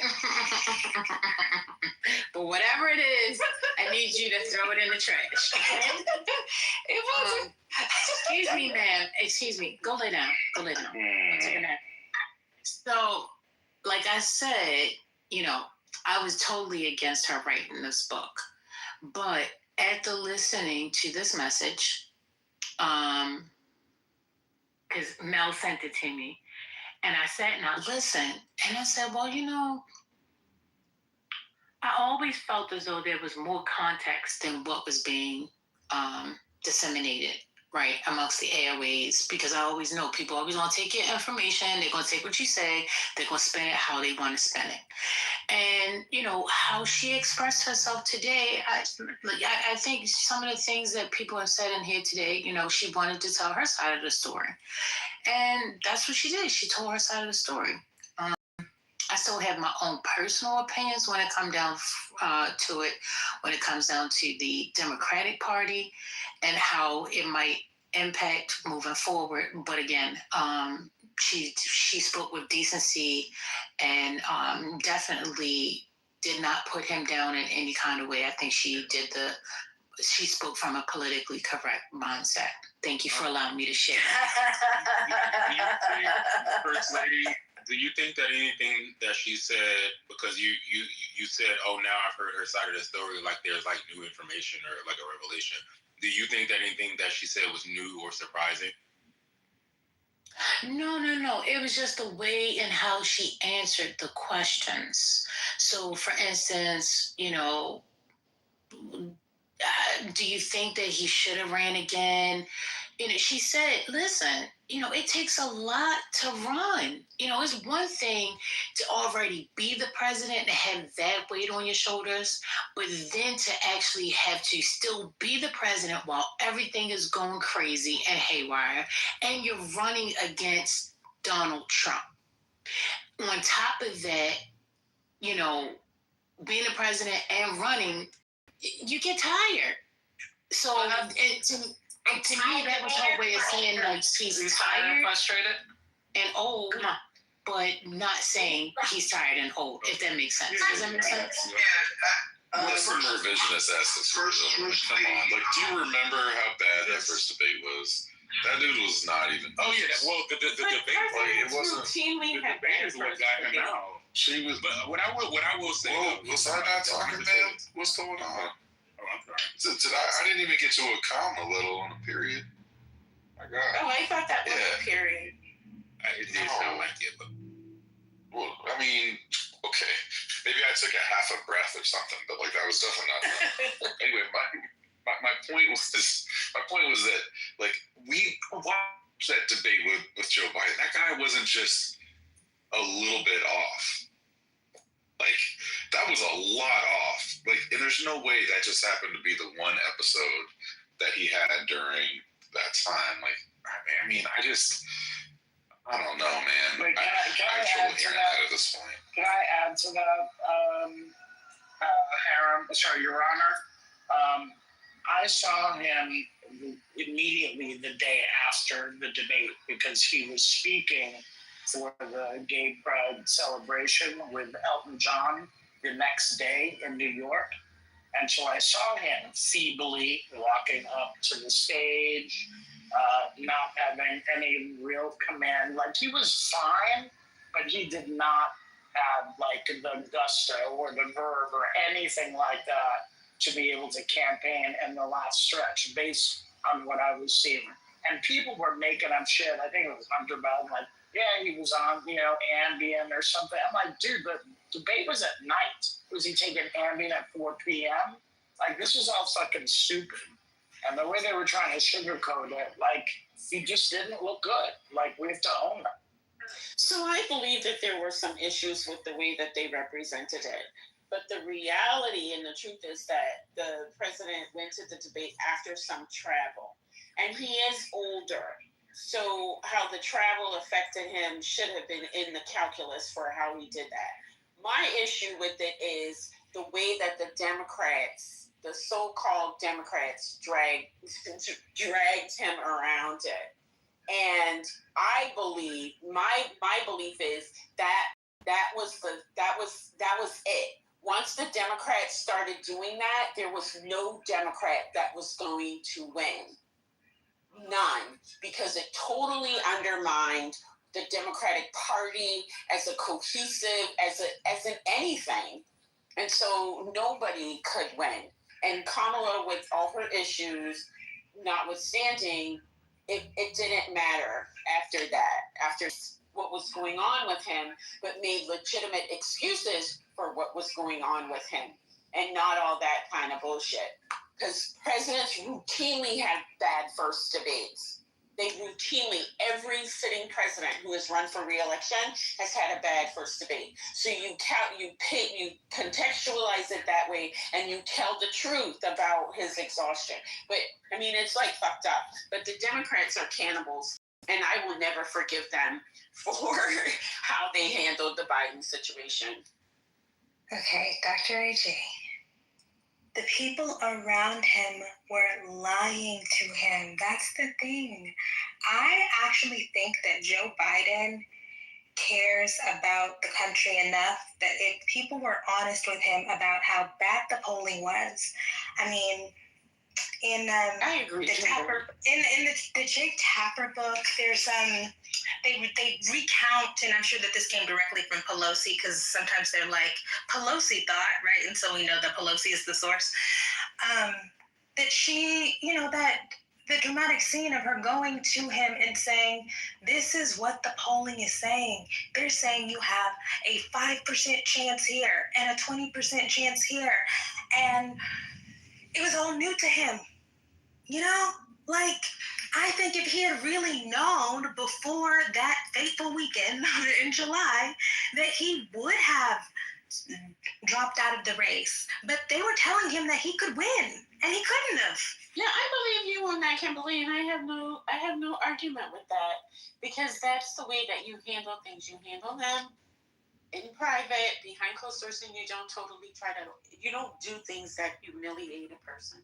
That's my only thing. I don't disagree with that. And I put a note in the chat that said, when Kamala was saying all her shit, I'm like, yeah, but you should have gone to him. If you had gone to him at an earlier point and laid these things out, then a primary could have been had, or something could have been arranged at the convention. It could have been a little different, even if it was 30 days, 60 days before. So I don't disagree with you, Kimberly. I don't disagree. I think that's where I am. I'm listening to her, and I love her down, like Kamala Stan, and I'm just like, yes, she should have a voice. It was her experience, write a book and all that, but I'm just really thinking about like winning and the harm things do, and like just jumping on board and getting, what did they say, getting on cold, which it seems the other side does much better. And I think that airing these things out publicly, while they may be true, like I just don't know if it's helpful right now. Like, can we just wait till we get some power back to start talking about our counterparts already? I agree. Now, if she'd have continuously dragged Trump the way she did, because, bringing out the fact, and again, this is the reason why I thought this was a really good clip, because she's reminding the people that's not what you voted for, okay? And even today, as we sit here 9 months later, we have people shifting, saying, oh, no, that's not what I voted for. And I'm like, you lie. That's not what you were saying during the campaign. That's not what you were saying. You were saying you want reprieve today, and you want everything to go back the way it was, and Trump is going to give you that. And this is what he promised you. So stop. The conservatives all day, every day, were saying that this man is half dead. They called him Sleepy Joe. They said that he had some type of brain event. I'm not exactly sure. They highlighted every stumble. They used propaganda in terms of like pictures to make it look like he was this doddering old man who was sundowning. And during the whole time, surrogates and Democrats were like, these are all lies. This is bull crap. He's going to eviscerate Trump, this, that, and the third. So when the shock of what happened at the debate happened, a lot of people were in terror, myself included. Now, I was going to vote blue no matter what. He could have been comatose. I was going to vote for him. But I legitimately thought he was having a stroke on national TV. I legitimately thought that there may be something to what the maggots are saying. So in my mind, if I, as I'm an anti-Republican and I will vote no matter what is on the blue ticket, are thinking that way, I don't see how many people who are on the fence, we're going to vote, blah, blah, blah, are going to be all that excited to get back on the trail. Now, I agree that you can recover from a bad debate. Like, I recall Obama's first debate was just not that great. But this is something entirely different, and it was a lead up to something. And so you have people believing that President Kankles is the epitome of masculine virility, and this is what is being put up against him. And so, in principle, I do believe that Biden's advisors should have nipped his thoughts of presidency in the bud from the get-go. But, hindsight is 2020. It's 2020. I think Biden was a tremendous president, but I also believe that he is a peacetime president. He has no fight. He didn't have what it took to stab the enemy in the political jugular. And that's a fact, and that's what needed to happen. I'm done. I agree.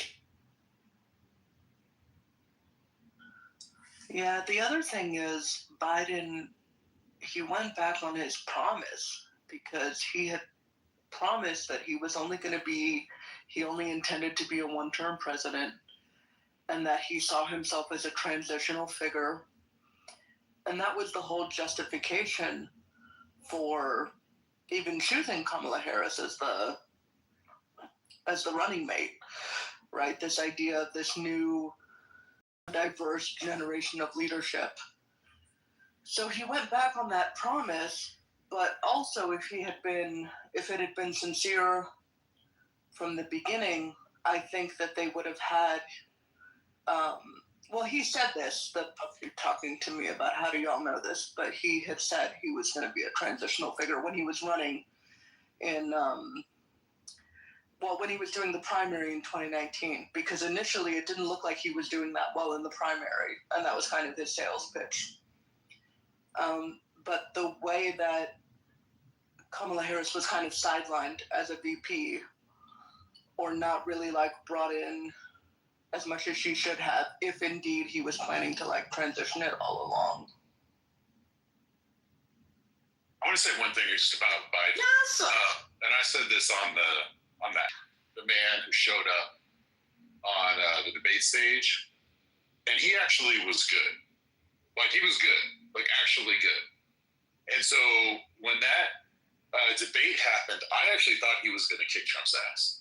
I really did, because I saw him. He moved around like an old man, he had that kind of stiff lumbar kind of thing going on. But other than that, he was interacting with the crowd. He was effective. He was playful. He was actually pretty good. I was impressed. So I do think that there's some ability for other people to have had that kind of experience in terms of the people who saw him infrequently.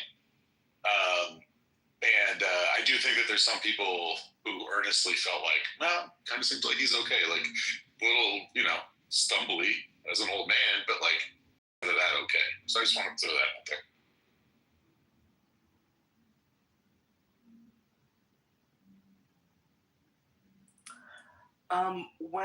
When she said in the GMA interview, and she said in a number of her interviews, emphasizing there's a lot of stars in the Democratic Party. There's a lot of stars. Do y'all agree with that? Do you feel that way? Say it again. What was the question? Kind of, sort of. Yeah. I mean, she said a number of times there's a lot of stars in the Democratic Party. So I'm just wondering how you feel that. I believe it, and I'm going to say it regardless. Oh, sorry. I thought that was another, that was a colon. Period. Curious. No, there's good people, there's stars, but and she's not dumb. She knew what the real question was, right? Do we have that person? And I like her answer about we shouldn't be looking for that person, like, because we shouldn't be a cult. The other side is a cult, and they need that leader. We have a lot of leaders. They just aren't like this super figurehead that we have to follow. And you'll also see they're doing it with like Charlie Kirk, and they just need to be following somebody, a person, a figure. We don't really do that, but it was a good way to avoid answering the question. The real answer to the question is no. We do not have a Trump. We do not have a Charlie Kirk. We don't have any.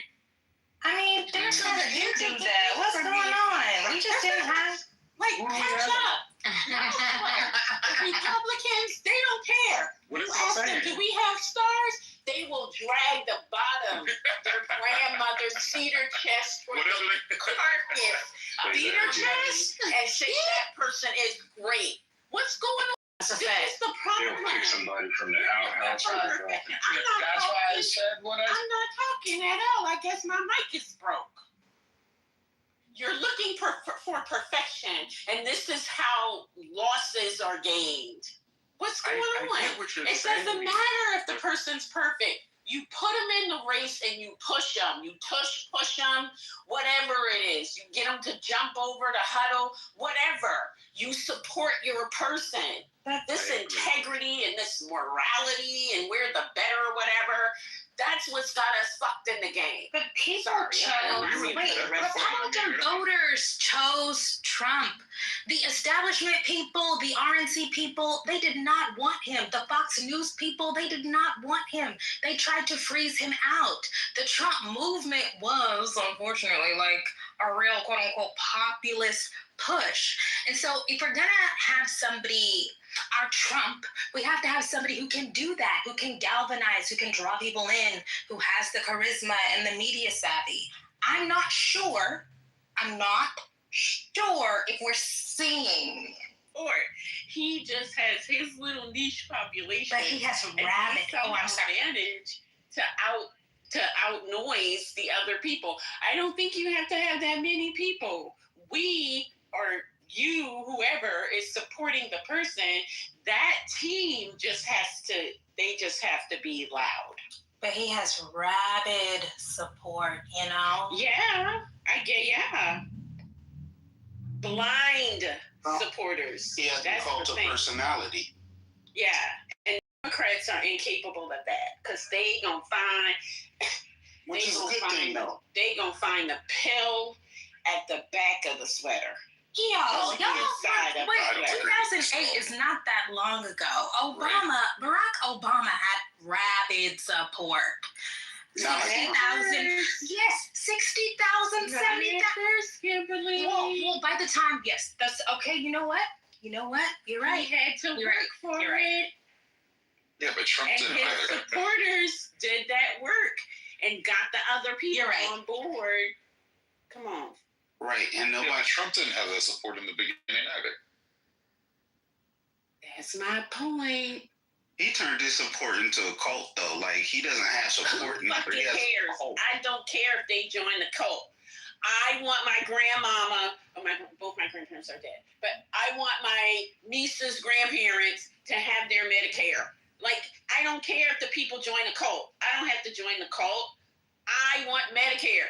I want these young children who are disabled and who have intellectual disabilities to have the support that they need in the schools. That's what I want. I want these women that are out here trying to raise their families. They're decent, hardworking women. I want them to have support. I want them to know that if I only make $250 this month, a check for $350 is in the mail, and I can feed my kids, I can pay my bills, and I can clothe them. That's what I want. I give fuck less. I'm not if saying. they create a cult. I'm not I saying. have to be in it. I'm not have to be saying- in the cult. I'm not saying that. I'm just saying, like, to try to find somebody like Trump, you're not about to find that on the Democratic side. You just need to find a good. We don't need it. We don't want it. Yeah, that's what I'm saying. Like, we don't need that. But in terms of, not in terms of being similar to Wait, Trump. why don't we need it or want it? I'm so sorry. Thank you, Kimberly. That's what I'm stuck on. That's what I'm But doing. we need just enough. I'm saying I don't need like the mirror image of him on the Democratic side. Yeah. That's what But I think in terms of I want the enthusiasm, and I want the even blind loyalty. I don't mind that, but I don't want all the bad stuff that comes. I don't want the blind loyalty either, because like we got to be able to actually have politicians that are able to admit to wrong, and we need them to be held accountable, like, to their voters. Trump is not that. Like, to go completely in the opposite direction isn't a better thing either. I don't want my politicians. See, that's that Democrat purity. Yeah, I hear. See, That's not purity. I'm not asking for morality and virtue. I'm not asking for a perfect candidate. Break the law. But you're asking for morality and virtue. No, I'm not. I just asked for. Virtuous, though. I just asked them to not be a cult leader. I'm okay with the cult. I'm gonna be honest with you. I'm fucking sorry. That's what I was saying earlier. We need that. I feel like in terms of the groundswell of support and the genuine enthusiasm and the fervor, I honestly think that that's what Bernie Sanders had in 2016. And I think that it was a really big mistake on the part of the DNC to, like, there's been so much reporting about the DNC bias toward Hillary Clinton. And there was the, leaked Because he emails. wasn't in the party. But Bernie's not a Democrat. What's going on? Well, he was running in the Democratic primary, and he had a lot of fucking support. When I skate, I wear my Russian No, but t-shirt. I think They're not going to put me on the Olympic team. I think the point Malak is making is that when we're talking about a cult leader, Bernie Bros were that. I would say that definitely. They were. And further, Bernie Bros, when their man got silenced by the DNC, They voted for they Trump. went for Trump. Exactly. They were Trumpsters all along. They just want a white man to follow. Well, you just did, but you know what I mean. They just want somebody to follow. I didn't know that. Bernie had that same kind of energy of like, the system is fucking you and the system needs to change it. Like, whatever that thing is. That's called populism. Exactly. That gets people riled up, that they can believe in, that they feel like they want to go out and vote, and they had that. And then they did so many things, the DNC, to their way to push Hillary Clinton instead of going with the people. And I think that was a big mistake. Well, I don't know. Okay, wait a second. Okay, so Bernie has a rabid support for sure. I'm getting caught up when you say instead of going with the people. I believe that Democrats want to vote for Democrats. I understand that Democratic Party ID has waned significantly, like dropped significantly since 2016. Yeah. But when I think about Democrats, like people, like honestly, I'm talking about negresses, okay? There is a hump. They would have voted for Bernie for sure, but I do think that it would have been tough to sell to those people that we're gonna go with this person who don't really even care about the party like that. But I think They say it all black for people me, live let in me just say projects. this. What the fuck is going on? For me, from what I see, the way that Democrats win is on turnout. If they can get the voter turnout that they need, they win. If they don't get the voter turnout that they need and people stay home or whatever, they lose. So if you're thinking about who is going to be able to get the most people out to vote, in the context of 2016, I think that was Bernie. Bernie wasn't going to get black women out. No, he was not going to get black women out there. That's crazy. No black women was rallying for Bernie. He did not move black women. And he didn't care about black women. And Let's if be he honest. didn't get black women, he wasn't going to win. So I don't know with this preoccupation. I don't know with this. Just because he had a black woman, just because he had a black woman on his team does not mean he was going to get the black votes. Yeah, Remember when Simone Sanders was Simone Sanders. I remember getting emails from Simone Sanders because she was his press secretary. Crazy times.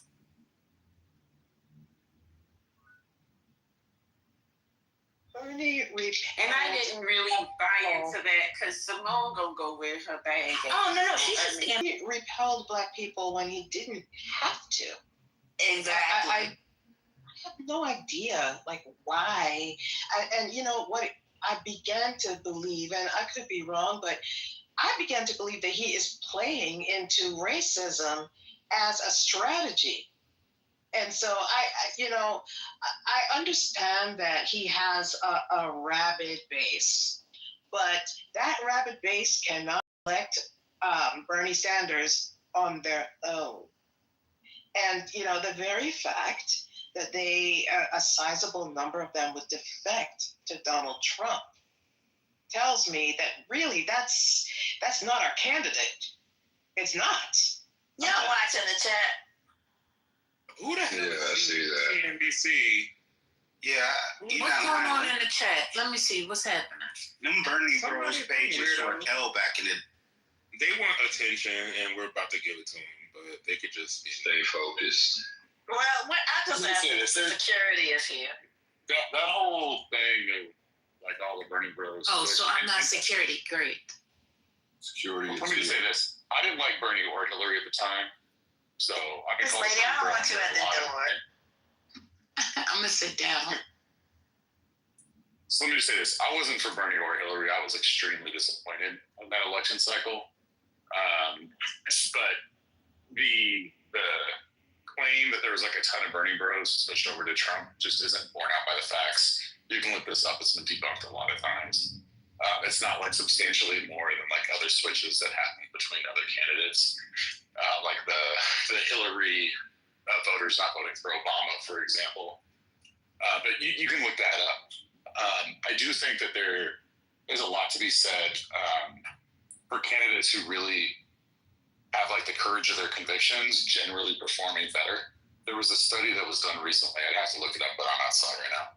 But basically it showed that there's like a 1.2%, if I remember right, bump for being more centrist. But there's actually a larger bump for being like more of a charismatic candidate. Like admittedly, is this perfectly scientific? Like how do you measure charisma is a question when I was reading this. But having the courage of your convictions is a trap. And Democrats have run a lot of people who did not do a good job of showing that they had the courage of their convictions far too often in my lifetime. How they had people like that. And it just doesn't work. And especially now when there's the opportunity to go so much deeper and people expect you to do like a long form interview and this kind of stuff. And you can't just say the same thing over and over and over again and win. They need to learn that lesson. I think a lot of the Democrats have some of the more impressive ones. And I think that, you can have either like a more progressive take on something, like say Mike Levin, who won in Orange County, even though he's like very green. We need people with more charisma in that regard. It will work, even if they're like maybe to my right. That's okay, but at least believe what you believe. How do you feel about Zoe over in New York? He's a good example of someone who has the courage of their convictions, and it's sexy, and people like it. So he's probably going to win because of it. He is going to win. This is nuts. So wait a minute, hold on. So let me ask y'all. So do y'all think that Bernie would have won with the Trump election? No. Okay. Can I tell you why? Because nobody's going to say it, but I can say it. Apart from the fact that he is a self-described democratic socialist, which he didn't have the chance to get beat up in the general election because people don't understand what that actually is, which is not that scary, by the way, which is what New Yorkers are figuring out with Zerwan. But number two, because nobody wants to say it, he's a Jew. Right. And America's not going to, yeah, exactly. And I'm sorry. And America's not doing that. Number three, he anti-black. Number three.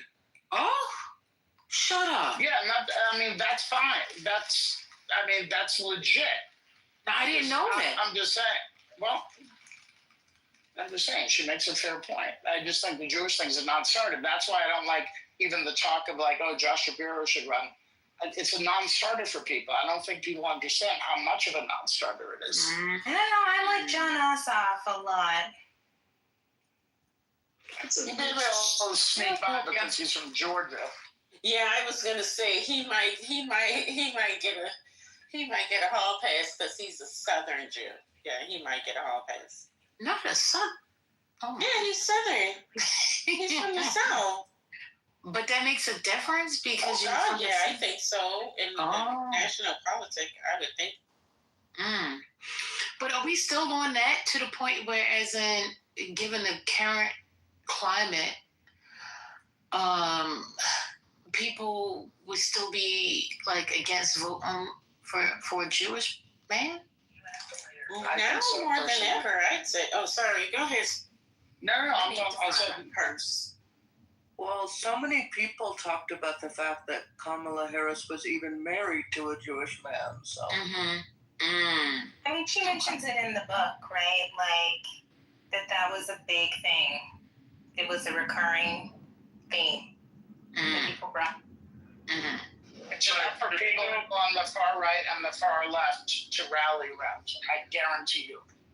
But that's the thing, though. Like, I understand the conversation, and I'm hearing what you guys are saying, but we also need to make sure that we understand the party to the right likes to just throw enough mud to just dirty. Trump didn't win because of outstanding numbers. He won because people didn't want to vote. You know what I'm saying? And I think that's the other part is, and to Kamala Harris in her interview last night, that was one of the other things that she brought up.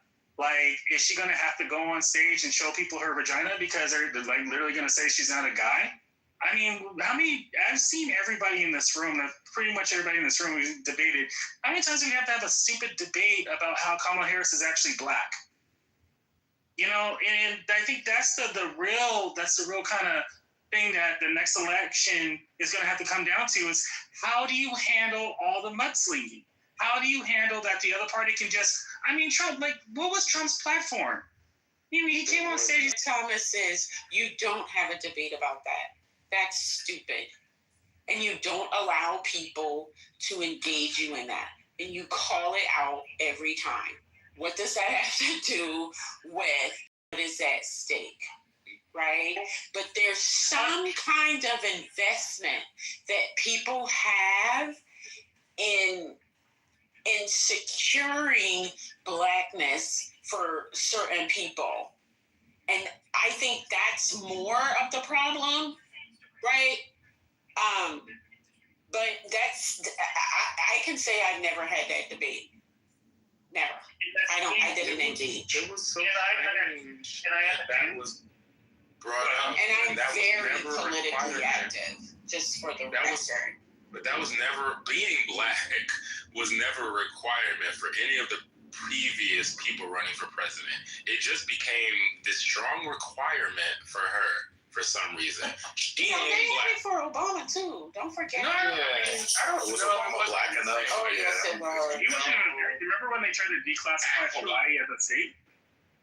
Well, they were saying he wasn't American and stuff like that. No, but they did not say they had the black thing too. What? Go back. If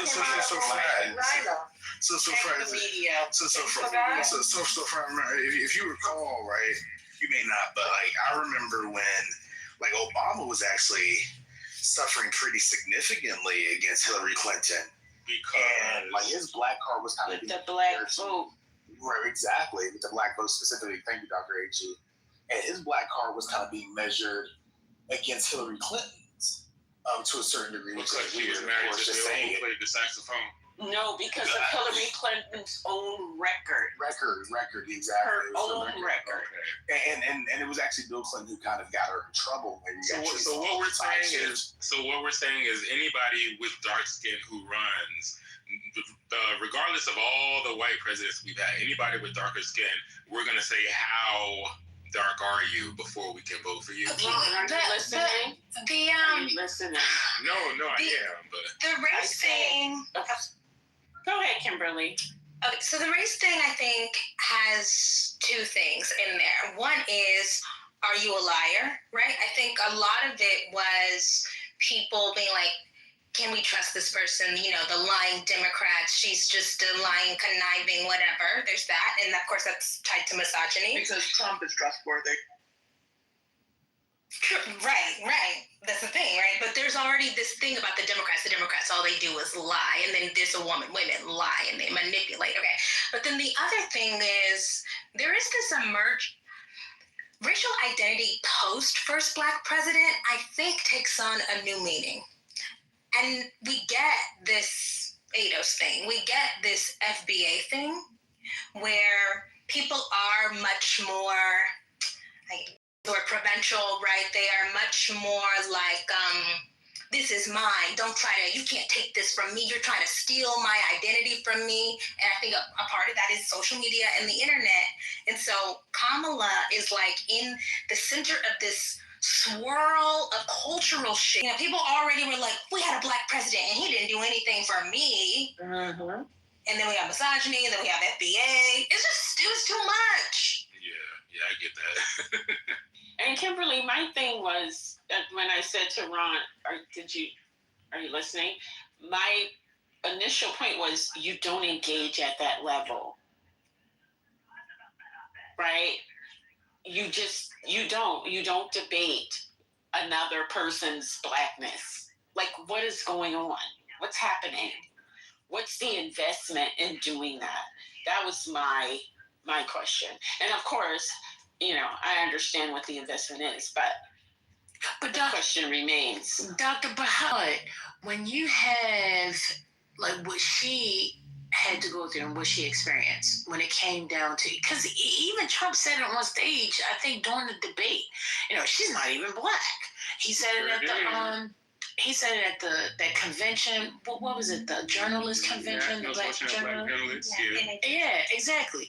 You know, is she Black? Is she really Black? You know, like, how do you combat something like that? Why? You know, why you just ignore it? Oh, I'm sorry. No, I'm saying, do you just ignore it? So my thing is, he said, why is it not about him saying it rather than you proving that it's not true?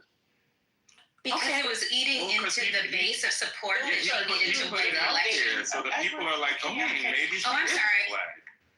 No, it was a male voice. If I can jump in. Thank you. If I can just jump in. So, do you see what I'm saying, First Lady? That's what I'm saying. I'm saying, go ahead, because you can't contain it. Sorry, no, it's just the fact that on Clubhouse. No, we don't do that, Thomas. We gotta let people land. Let her finish. You just gonna go ahead and take it. You want a beating? You want a cantata? What is it called? A chocolata? So do you see what I'm saying? Because once you allow that argument to be your focal point, you're already off game. You're already behind, right? But what you do is you flip it. Why is he saying that? What does it say about him that that's a point he wants to make? And you let that be your argument. That's all. I think if she had had more time, there would have been opportunity to flip it and take hold of it. I think that Trump exploited this FBA ADOS stuff, and they recognized that FBA ADOS, Are You Really Black discourse was eating into the base of support that she needed to win the election. Absolutely. Bingo. Absolutely. And then they amplified it by agreeing to it and participating in it and being convinced by it. Thomas, one mic on you, sir. I mean, I hear what you're saying and I understand. The only problem is that on Clubhouse, it's easy to just, disregard it. But when you have someone of that stature who's deeply flawed and lying, right? I mean, you can't, there's no getting around it. I mean, we tried when they go low, we go high, and yes, we can take the moral high ground, but that shit don't work. It just doesn't work. Obama when they were obsessed with Obama's where he was born and whether he was a citizen or not, Obama's team, they flipped it. They were like, why is he so obsessed with politically active, right? So I get it, but the impulse to highlight the other person's flaws, the impulse to be better, that's the thing you have to overcome. Because the priority is to focus people on the thing that's going to help you win. And if you're over here arguing who's the blackest, black, all black, everything, you're not amplifying this other thing. I clearly understand that. Like, I really do. The only problem is there has to be, you can't ignore it. At no point, unfortunately, and I hate to say this, there's no ignoring it. There's no, you we don't can't have just to ignore it, though. Well, I mean, that's kind of what we're saying. No, I never said you ignore it. We're saying that we need to flip it, right? Yeah, that's not ignoring it. That's a strategy. It is a strategy, but it's a strategy that doesn't work. That's what I'm saying. It doesn't work. Just because. All right, one at a time. Let him finish. Wait a minute. Let him finish, because we go ahead. Get it out. Get what you're saying out. No. I'm trying to understand. Yeah, because the only thing I'm trying to say is I understand. Okay, cool. We have to flip it. We have to find a way to change the narrative of why this white man is trying to point out this woman's blackness, or any candidate's nationality, race, creed, or whatever they're trying to support. The problem is that the candidate is a liar.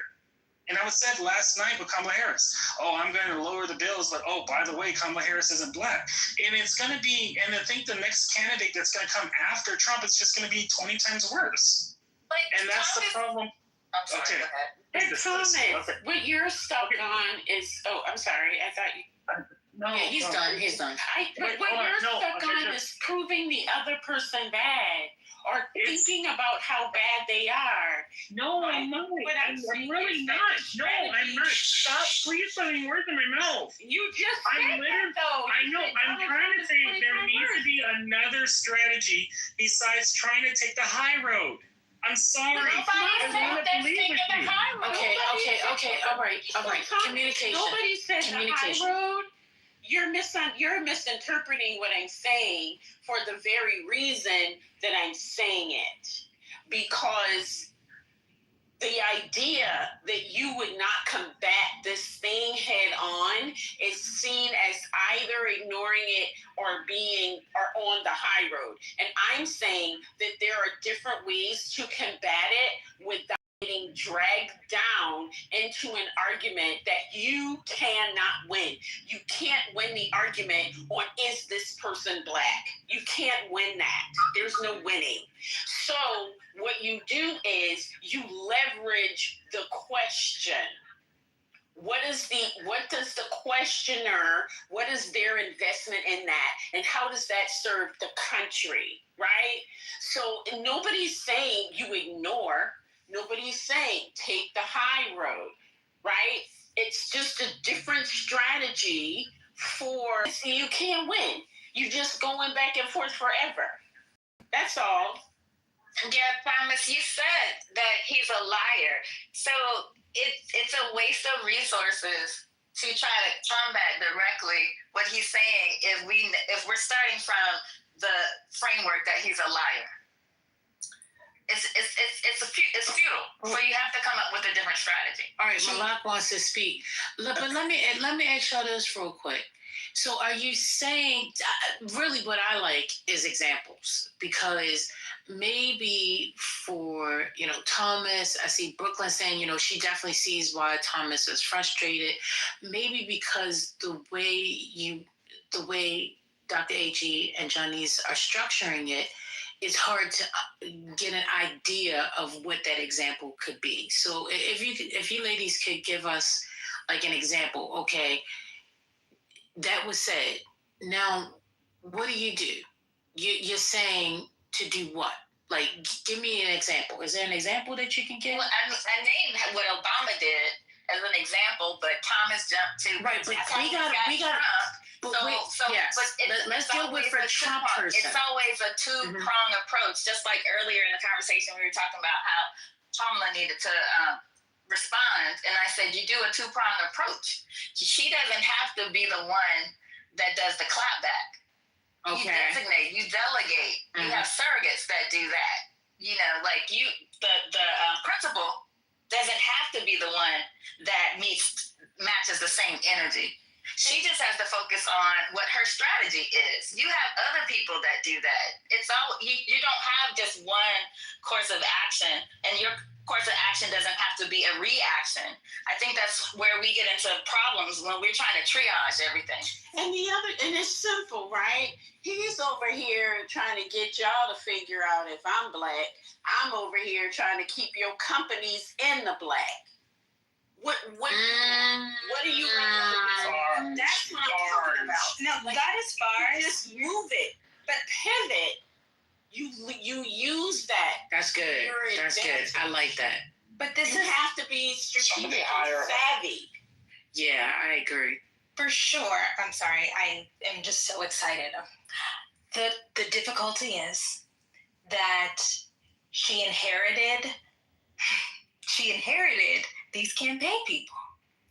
And these campaign people, who are also on my ship, they were prepared to construct a campaign for an 80-something-year-old white man from Delaware.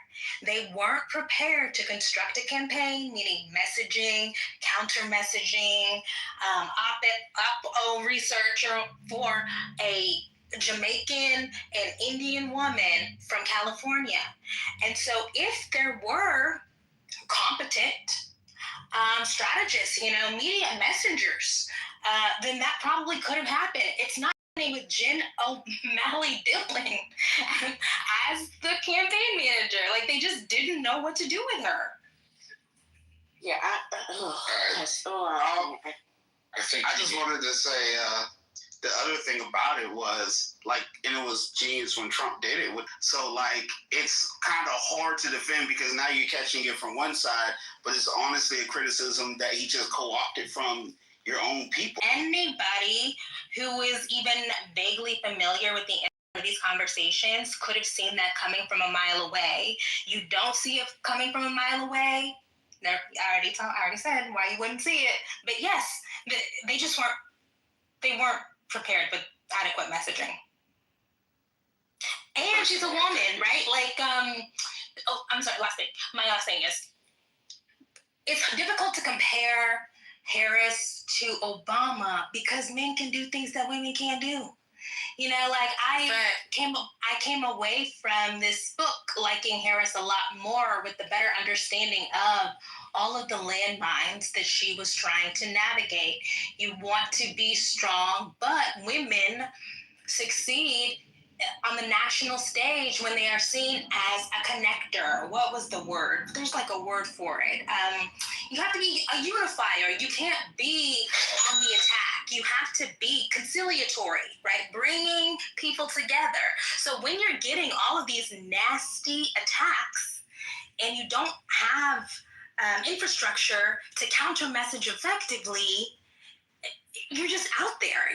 She's just out there, just getting pummeled. Okay. I was going to say Mike Donnellan deserves to be on your list of campaign staffers. Your Honor, Mike Donnellan, Anita Dunn, all of those people. I'm not going to cuss them, but yeah, they've been on my shit list for a long time. Yeah. Ron Klain, shit list. Absolutely. I will say, though, I do agree about, the people around her, because I don't think it's something she should have responded to directly. Every black person in the Democratic Party should have been up in arms, straight up. But that's the thing. We can't never get on code for nothing. We can't stick together. Hello? We got people over here, co-signing what Trump is saying, actually giving him pointers to actually go back and attack her. It's come on. Oh, my God. So every time I just think about that whole campaign trail, those 107 days, So we don't even have to think of the campaign. We can even watch now, right? Yeah. This is the thing now. You have all these so-called Democrats running around here saying the Democrats aren't doing anything. When are they going to stand up? When are they going to fight back? Oh my God, look at him. He's doing this. I can't believe it. Like, what is going on?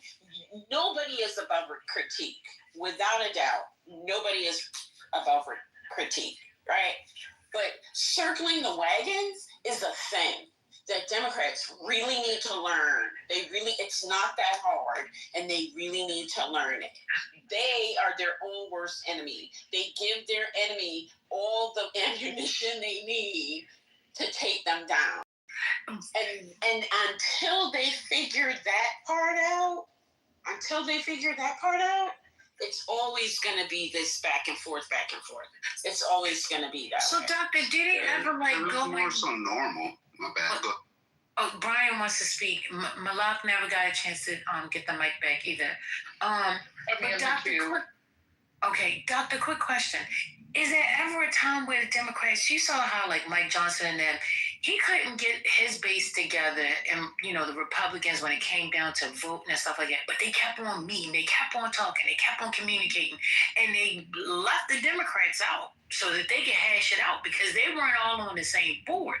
Do the Democrats have that, like, kind of powwow kind of thing? See, I will leave a more probably objective response to someone who identifies as a Democrat.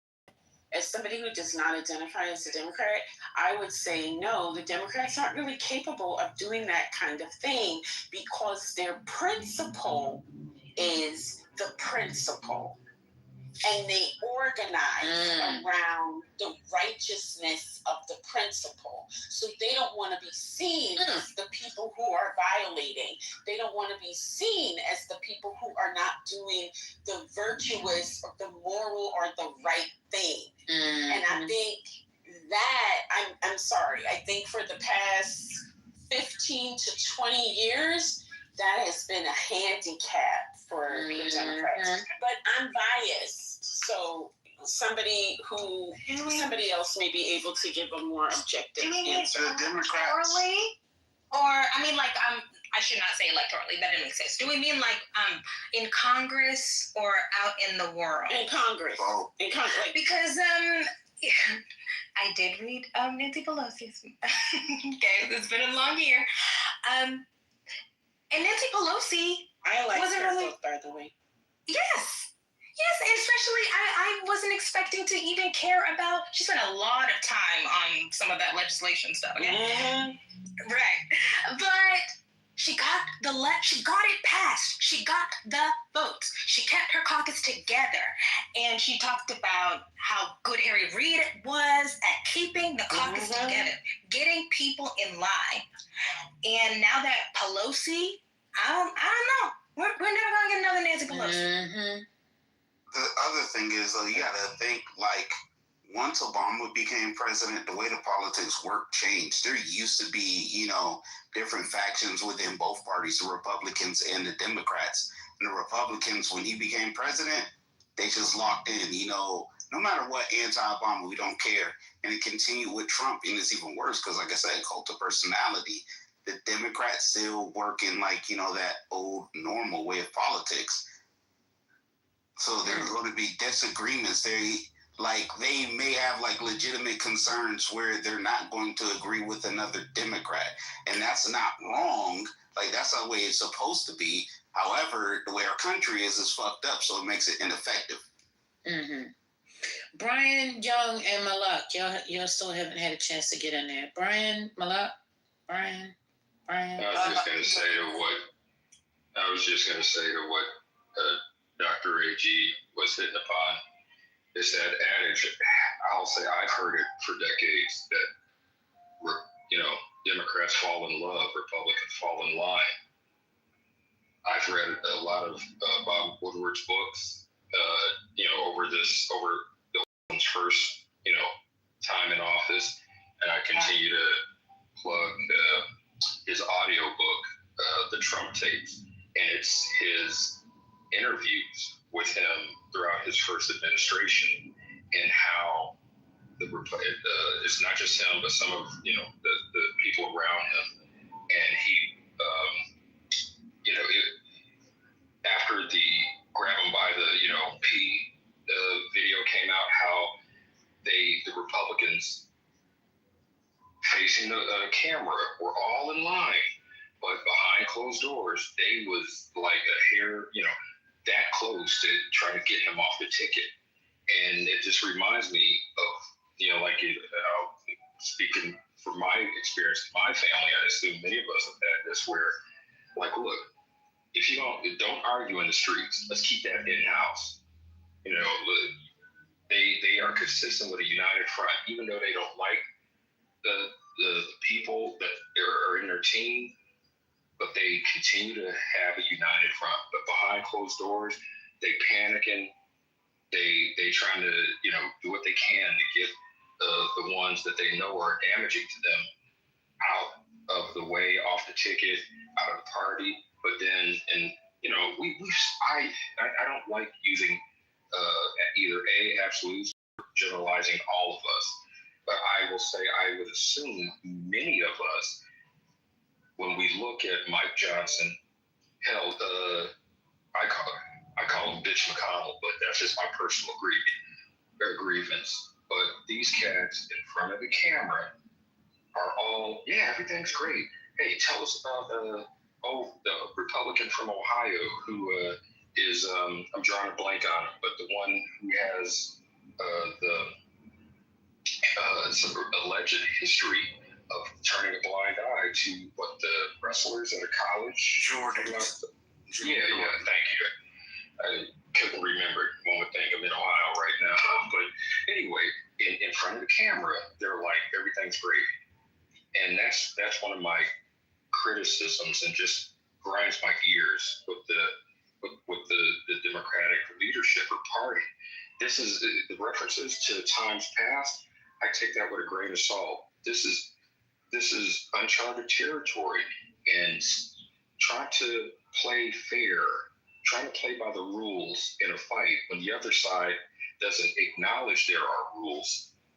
In my opinion, I'm not going to say it's a loss, but it definitely makes it harder to win.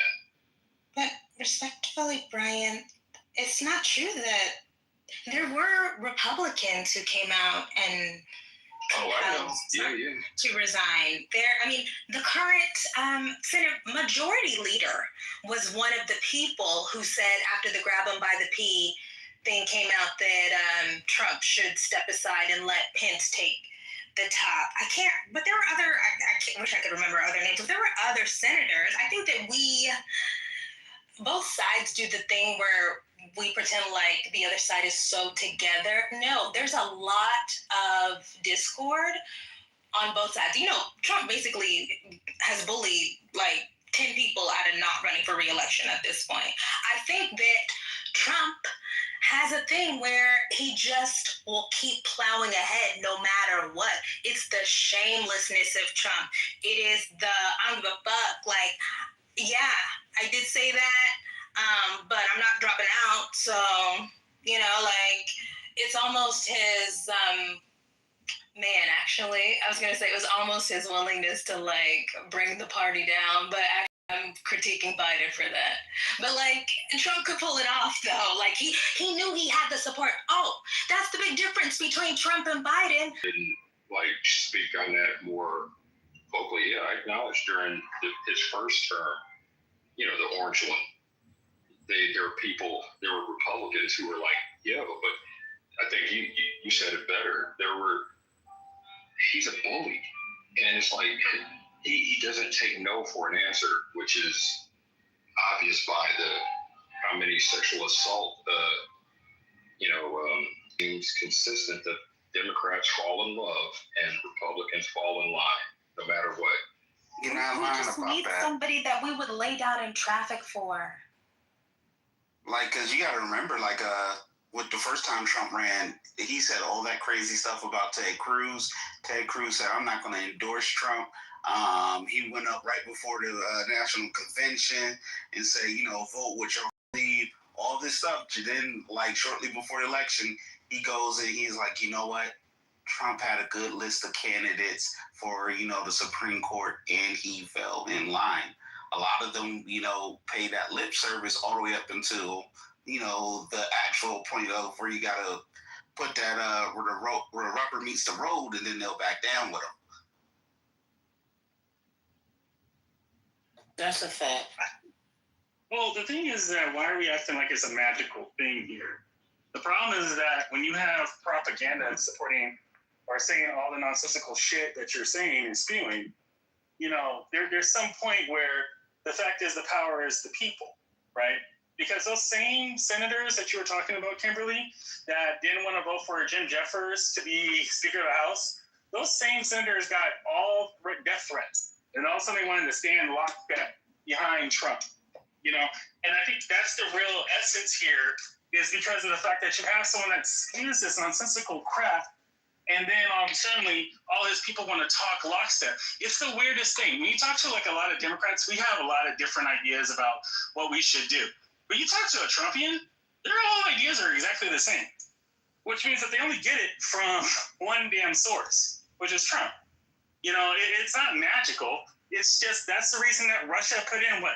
I think the DOJ exposed that Russia was paying influencers $100,000 for spreading all the nonsensical BS. Yeah, Ben Johnson and Tim Pool. But the ability to do that is magic, though. I mean, we have to. Okay, look, I hate Donald Trump. I hate Donald. I know the FBI is listening. I hate Donald Trump. But there is something remarkable about his ability to bring all of these factions together, his ability to, on day one, be like, oh, we're going to invest in the American worker. And then he goes and says, oh, no, corporate tax cut. And then next, labor rights. And then next, we're gutting the NLRB. And then everybody believes the shit. Because, he just has the ability to, go from place to place and say whatever people want to hear, and then they believe it. But that's a magic skill. We need a magician.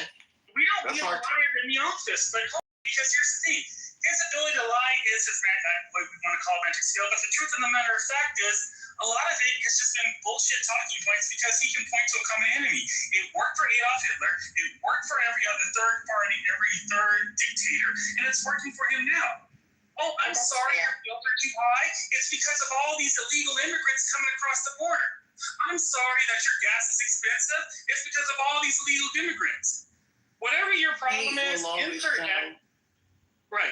And it's one of those answers, whatever your problem is, insert X, and then all of a sudden, here, I'm going to be your, what did he say? I'm going to be your refuge. Whatever crap he pulled out. And the truth of the matter of fact, there's nothing magical about hate. It's just hate. This country is built off of hate. It was built off the backs of our forefathers. It was built off the backs of our relatives. That's why they want to erase our fucking history and tell us slavery happened 8,000 years ago. I have pictures of my grandfather in bondage. It disgusts me every time. But there's nothing magical about hate. It's just fucking hate. Call it for what it is. We don't need another liar to represent the Democratic Party to tell us that, hey, you know what? We're going to make all your bills magically go away. But there's something that we have to do to combat it. And I'm sorry. What about a finesser? What if we say not a liar per se, but a finesser? A finesser is just a nicer way of saying a liar. You guys, I just think. Can I offer something? Okay. Let me offer something. The reason why Zoran will win and the reason why he won the Democratic primary in New York pretty handily, even though he was not 1, 2, 3, or 4 on my list, is because he had a very simple message. Apart from all the other buzz around him, that he marched with the, pro-Palestinian movement, between all the other stuff, all of his promises, free buses, grocery store, people don't actually give a shit about the grocery store thing, the city-owned grocery store. They don't really like having a fast free bus. It was not on the top tier of the list for New Yorkers. His overall finesse message was affordability, and that rings for pretty much everybody, unless you're a fucking Upper East Sider. Like that resonates. We need somebody who can do that message for America, where it can be, a generic overall message and not even get into like crazy specifics or whatever, because that's exactly what Trump did. I'm gonna make your life better. I'm gonna, lower shit. I'm gonna do whatever. We need somebody who can finesse all this shit and also have the amazing social media team and campaign team that Zoran has and had to win the Democratic primary, and why he will win the mayorship over fucking Cuomo, who is a name brand. He's up by about 20 points. It's insane. People should watch what he's doing, not the policies, but how he's doing it.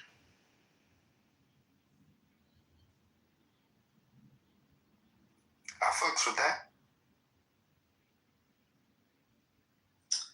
If you look at the link above, one of the things you'll see in the link above is, and you can decide whether you like the analysis or not, but according to Adam Bonica, who's a researcher at Stanford, the relative position of the Democratic Party's policies actually isn't as important as people think.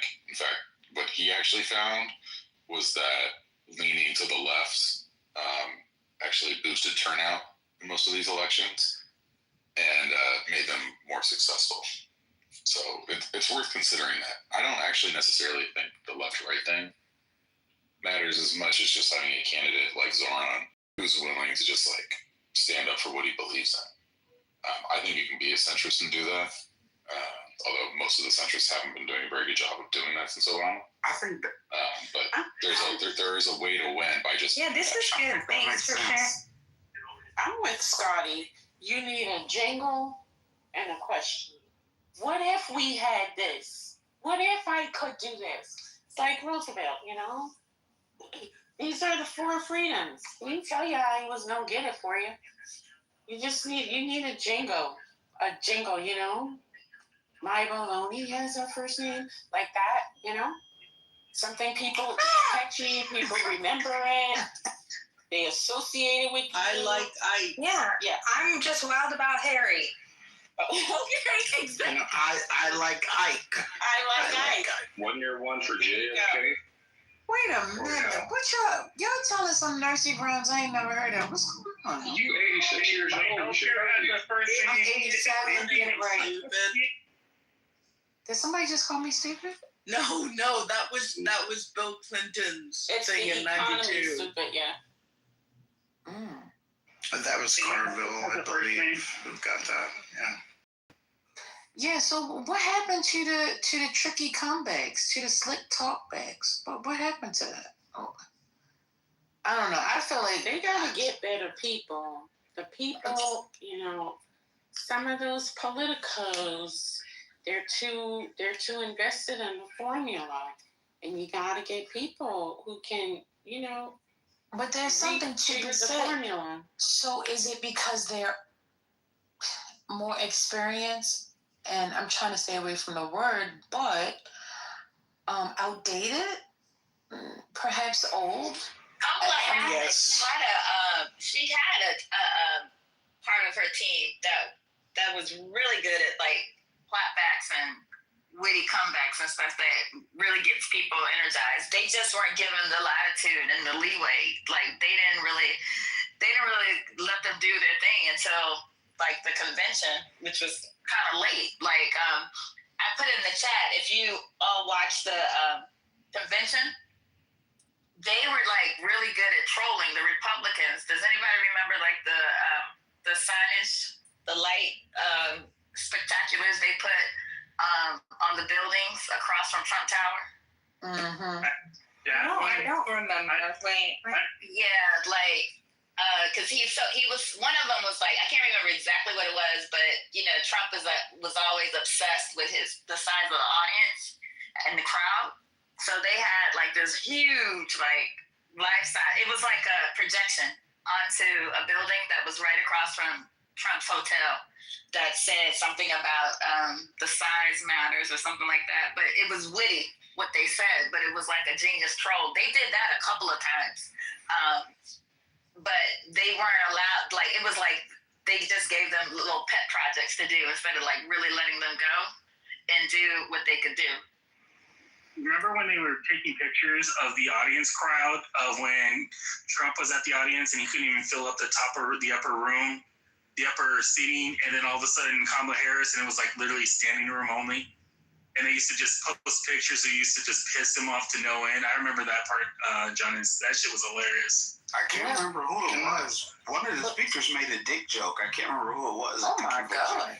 All right, can I also mention also what is happening in New York when you're seeing the campaign right in front of you? What Zoran is doing very effectively is he's doing the man on the street kind of stuff. Like, it's not these staid campaign commercials. He is out there on the street. He's talking with people. They have messages. They're literally walking and talking as they're doing it. They're doing the subway takes. If y'all ever seen that Instagram account where people are just being interviewed on the subway, like celebrities and whatnot, he's responding to everything that's being thrown at him in the media. He's also meeting with groups that historically would not want to vote for him, and he's putting it out there that he's meeting them. He's meeting with Jewish groups. He's meeting with at fucking cranes there, and he's softening up people's take on him.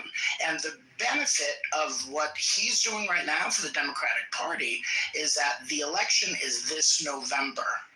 And what's going to happen is if he doesn't reveal all the nightmares that people are saying that are going to happen to New York don't happen by this time next year, then we're going to see a different take on what a more left-wing Democratic candidate in other races could do. It's not going to be as scary because people are going to see somebody like Zoran is not the big boogeyman, and the people who adopt his, policies or his affordability stance is not something that's going to scare people. All right, so this is a two-part question. This is real quick for you, Scotty. Has everyone from the Democratic Party endorsed Madani? I know the governor did. The governor did. No, the cowards have not. They haven't. And they should. And they should. No, they should. Exactly. Yeah, and they should. And they're being fucking stupid. And that's Charlie Kirk before he endorsed Madani. Exactly. And while he voted for, or I'm not sure if he abstained, but he didn't vote no against the Charlie Kirk Remembrance Day. And this is the kind of shit that people fucking hate. Stand on your fucking values. So, he shouldn't be in that, and I'm not even going to get into that.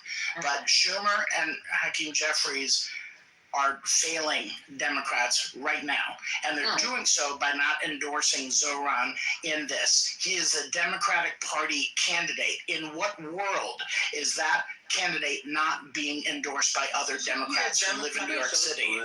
But so I have a question. He is a Democrat. I have a question, though. All right, I'll talk in a second later. Go ahead. No, because I'm going to take us, if you want to stay on that. Go ahead. Yeah, I have a question in terms of like Chuck Schumer and what his job is as the majority leader or the minority leader. I mean, are there not considerations that how do I want to say? Are there not things that he has to consider relative to his job, which is getting senators elected, right? And getting people elected? Is it not possible that some of those considerations are impacting his decision to get into or to endorse in the mayoral race? Yeah, I'd say that's a legitimate thing. However, I think if he were to endorse, by the time all of that is going to matter in 2026, I think that'll be long gone. But eventually going to come out that he either voted for him or not. If he didn't, okay, fine. You know? Yeah, I just think about the people that he's working to try to convince them to enter races and the people he's trying to raise money to get them to support people. I don't know. I just wonder. about. I mean, I think that's a fair political strategy question. I don't. Wait a minute, hold up, because we are at the bottom of the hour. Thank you. I'm not sure exactly who that was, but I'm gonna come right back to you. As we approach the top of the hour, I just want to say hello to a couple people. Hey, no carbs. Hey, Ari Boo. Let me see. I asked those questions for a specific reason because, right, Kimberly had mentioned something very, very important in regards to when Kamala was running, right? And if we don't have the strategic people that's supposed to be the strategists behind, if they're going to sit there and sabotage their own candidate, what hope does the Democrats have? Seriously, why would you continuously, because if I'm not mistaken, what was also in the book, and Kimberly, feel free to correct me, but she was explaining how whenever she would seem like she was shining too much, the people that's supposed to help the candidacy move forward, they would say, oh, well, she felt as though they would say, okay, well, she's shining too much. We got to put the spotlight back on Biden, which then caused her to feel, I don't want to use the word insecure because that's not what she said. But to me, the way she's expressing it, it feels like she felt like she had to dial it back in order for him to continuously shine. So she's playing this double role, okay, I'm playing vice president, but at the same time, I'm trying to be the president. Again, my overall question is, how are you supposed to win when people that's supposed to support you and supposed to boost you to go forward aren't really doing their job? Does that make sense? I see what you're saying, but I think it's there might be some conflation because from what I've read, when she's speaking about the people that kind of tried to diminish her or keep her in a certain place, that was in her role as VP. That wasn't as much in the role of the presidential candidate. Well, okay. The two different timelines. That is true, but there is some. So I think sabotage might be a strong word. Well, I don't know. I know we're all bottom lovers here. I feel like sabotage is suited for how she may have felt it went when she was in the presidential race. But today that they might have been trying to diminish her or keep her in her place as a VP during the regular presidency. Yeah. Biden is president. I feel like sabotage isn't the right word, because if they work for the president, of course they're not going to want the VP to outshine the president. That's their job. But that was the crux of the problem, because she was being VP but running for president at the same time. No. You're conflating the timelines. Yeah, that's what I was trying to make that delineation. Okay. All right, let me hear from Kimberly.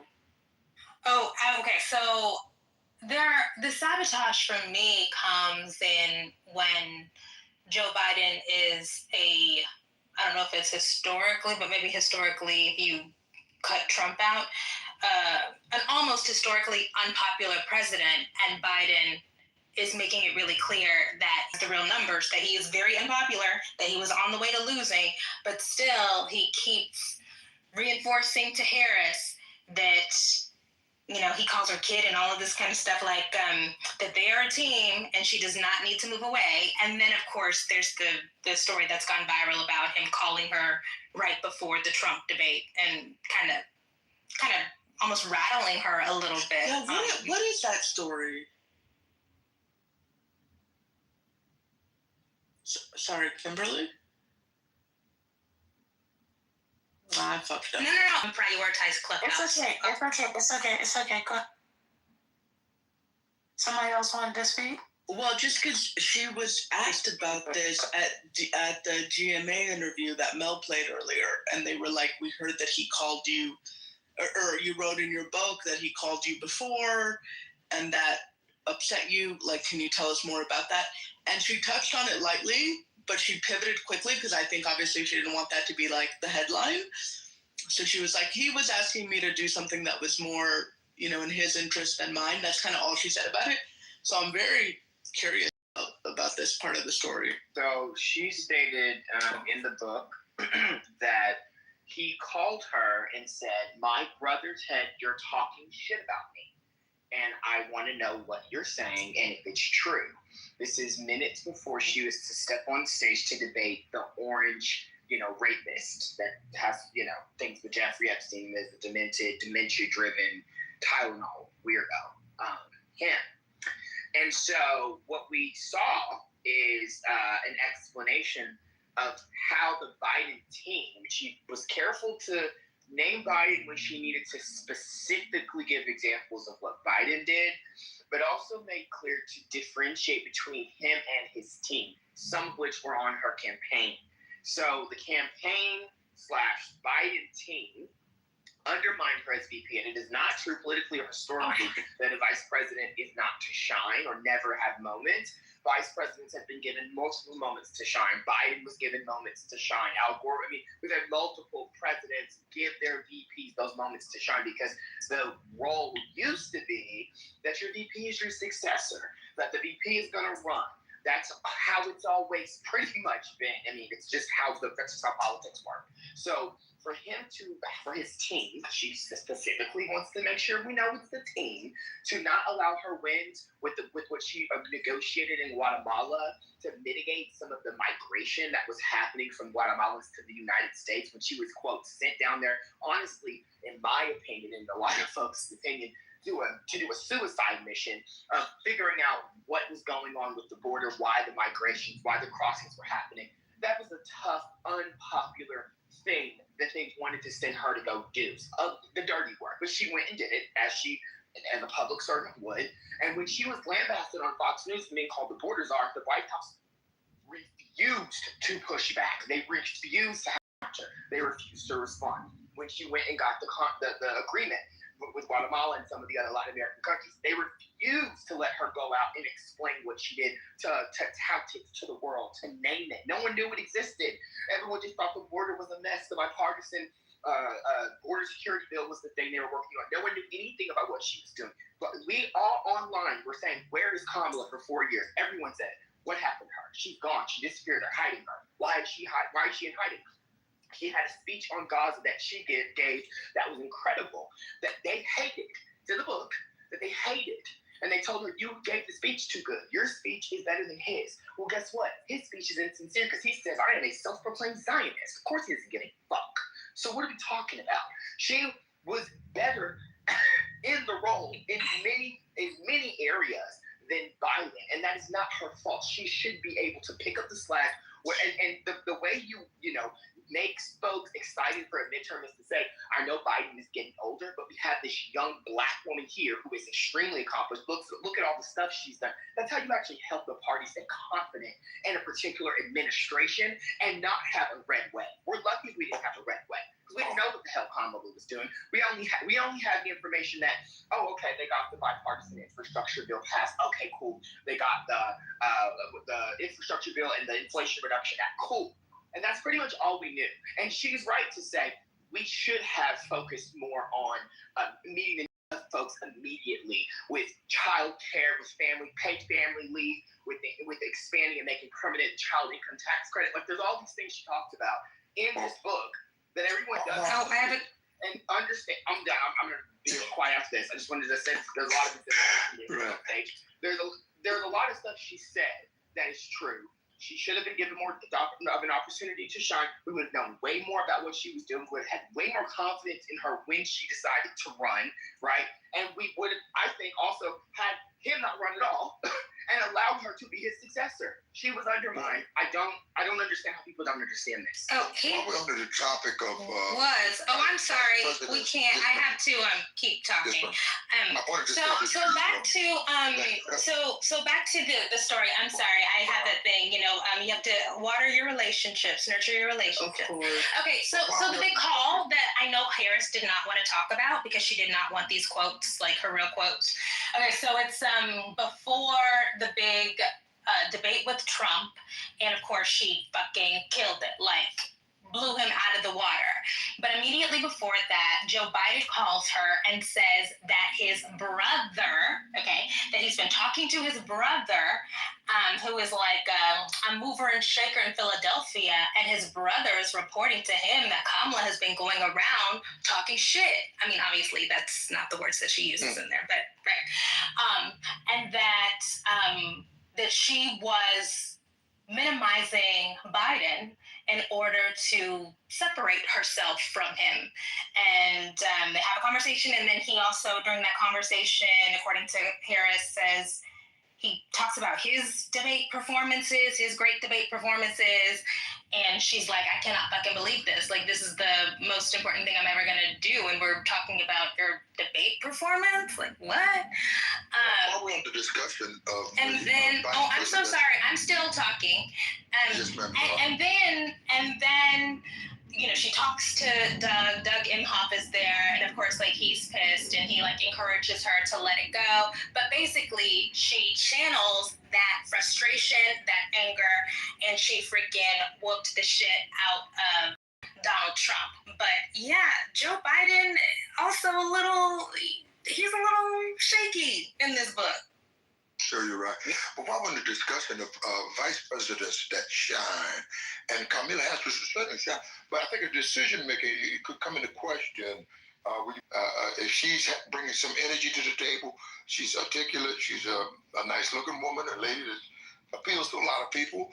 But then if she picks a vice that's just a geezer, he's just another geezer, or another like a toupee guy he's just another B-movie actor. So he's average and she's spectacular, and that kind of balances, and it causes her, I think, to actually lose the race. That doesn't make any sense. In my opinion, just my opinion, my mind. Yeah, politically speaking, when you look at, first of all, when you look at Tim Walz, he's a popular governor, that doesn't actually work. I mean, what they were trying to do in getting Tim Walz was to get white men and get moderates, because he's a white man who also used to be a Republican who switched parties and became a Democrat and was a moderate Democrat, a centrist, and then got closer to the left in him being in office. And but no known political record. Just so I could land. Doing anything spectacular. Very strong network.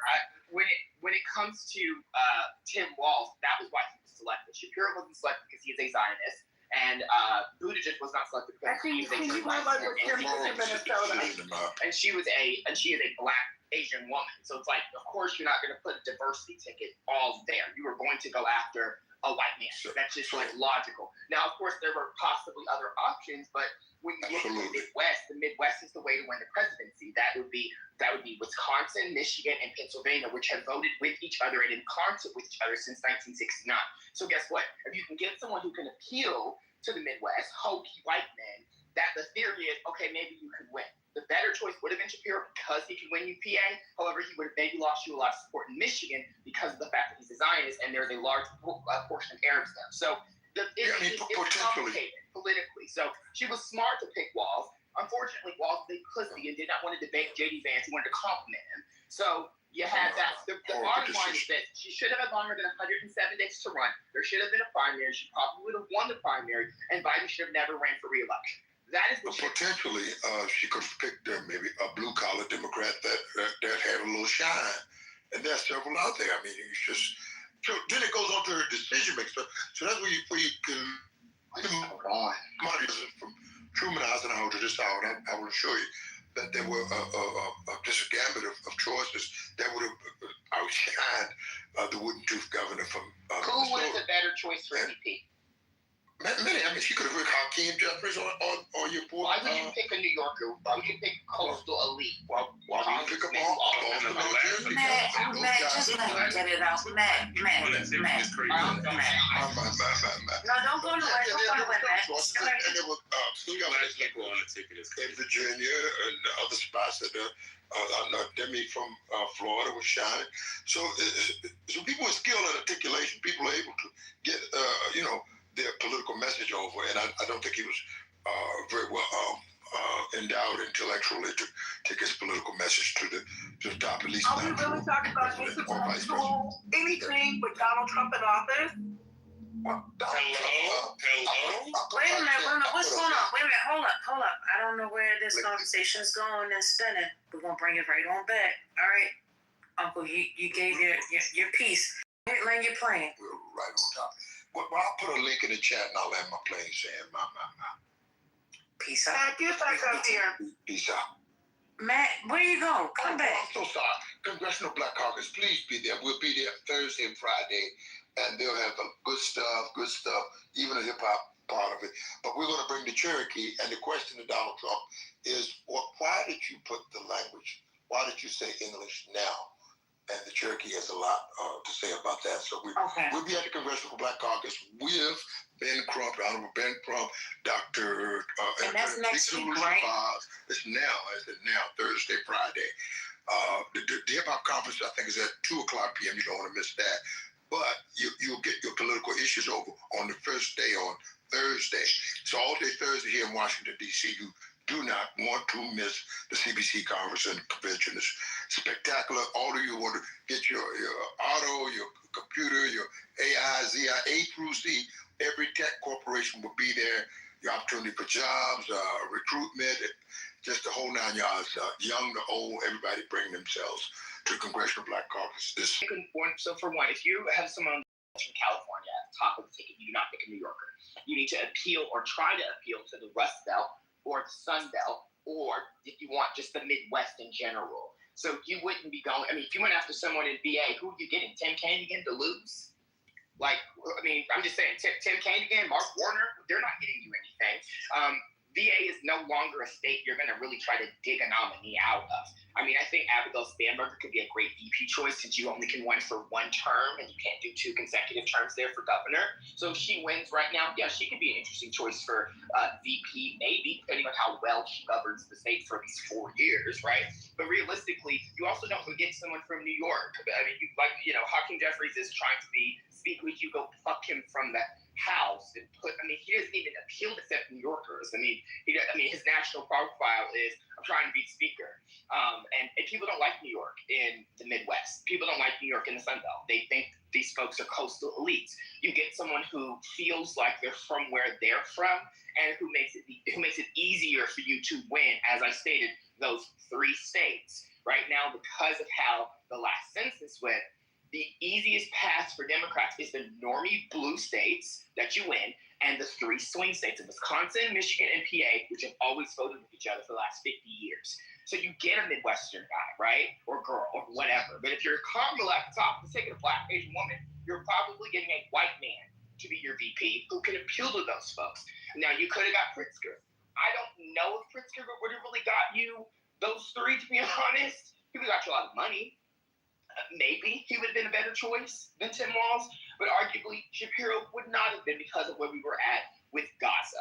He is a Zionist. He was proud of being a Zionist. He was trying to condemn protesters at their colleges. He was not the right option. If we have nothing going on with the Gaza stuff, he would have been a perfect choice. He would have got you Pennsylvania. If it was a white man at the top of the ticket, Gretchen Whitmer would be a great option, right? But you can't have, unfortunately, in this racist, fucking sexist country, 2 women on the ticket. If we were in New Zealand, I would be like, yeah, hell, fuck yeah, because clearly they have sense in other countries. Our country does not. They want women as trad-wise, pregnant, barefooted in the house, praying and talking to God all day, and taking care of 9 children. That is what America unfortunately believes when it comes to that. So I'm not gonna dig deeper into that, but y'all know what country we're currently living in.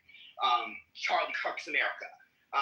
So yeah, you gotta think quickly and actually understand politics. I'm not trying to be mean, but it's fine to suggest stuff, but you got to really study some of this stuff because some of these suggestions are just absolutely absurd. And also, whoever put in the chat, Gavin Newsom and Kamala on the ticket, that's also illegal. You cannot have 2 people from the same state on the ticket as president and vice president. They have to be from different states. Yeah, I think it is affected with the voters' decision making. You see, there's a gamut of people. If you look at someone out of Texas, a Longhorn usually does pretty good. There's several of them there. My. Now hold my hand, Matt. Just hold my hand, Matt. It's okay, Matt. Yeah, Andy Beshear would have been a better option. Also, I saw something right, Andy. That's my personal choice for president for 28. He makes the most sense. He gets you the South. And then if you want to go mixed up, get you maybe Gretchen Whitmer as VP to get the Midwest, or you could maybe even do Ruben Gallego for Latinos and the Sun Belt.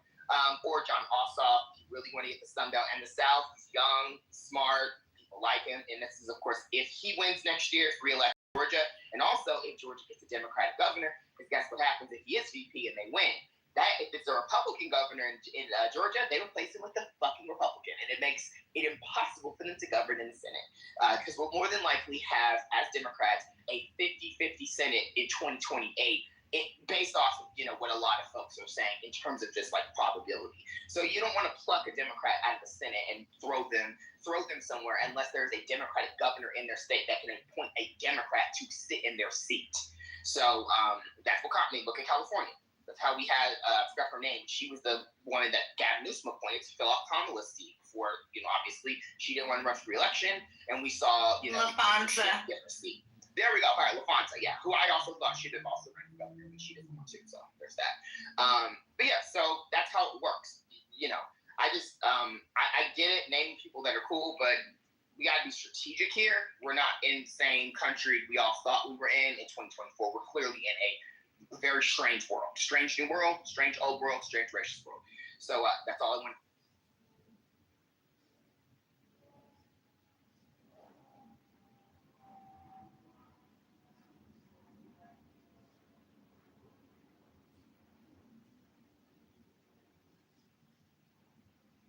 Oh, Andy Bashir is boring as fuck. He needs charisma class. I'm just reading the chat, sorry. Yeah, he needs to figure out how to become more entertaining and engaging. But he makes the most sense. He's in a D+35 state, Kentucky, won re-election twice, won AG. I mean, he's clearly someone who can win. And I think, we're going to have to bring back the South. The South's going to have to come back to the White House. And not the South for Republicans, the South for Democrats. The South is going to have to rise again. Yes, girl, period. And I'm cool with mixing that up. I mean, you could just do a full Southern ticket. I mean, it's still kind of a risk if it's Andy and John Ossoff, but that would be fine for me. Or Andy and Gretchen Whitmer, or Andy and Ruben Isom, or Andy and Westmore. Like Clinton Gore, Arkansas, Tennessee. Yeah, I mean, you could do that. Return to the South. So I'm just saying, like when you look at numbers, those are things that make sense. Like Westmore helps you get the black vote, and Andy would get you the rest of what you need, right? If it's Andy at the top and Whitmer, she helps you not just get Democrats who are going to be excited you have another woman as VP, but she helps you get the Midwest. Because guess what I said? Those three states, Michigan, Pennsylvania, and Wisconsin, always go together. She was currently is governor of Michigan, a popular governor, leaving office, and guess what? She would help you get those three. So you just gotta, it's not hard to do some of this stuff, but a lot of people don't want to. Kelly over in Arizona, he'd be awesome. He would really help you get to the Sun Belt. I mean, Kelly probably appeal to freaking North Carolina. People really love him and Gabby Gifford. So I'm just saying, we gotta be strategic. But back to what we were originally discussing, his team, Biden's team, undermined Kamala as VP and, in my opinion, saddled her and really had her in a chokehold and muzzled during this election because she was trying to be loyal. She was trying not to undermine him. She was trying to be a kind person.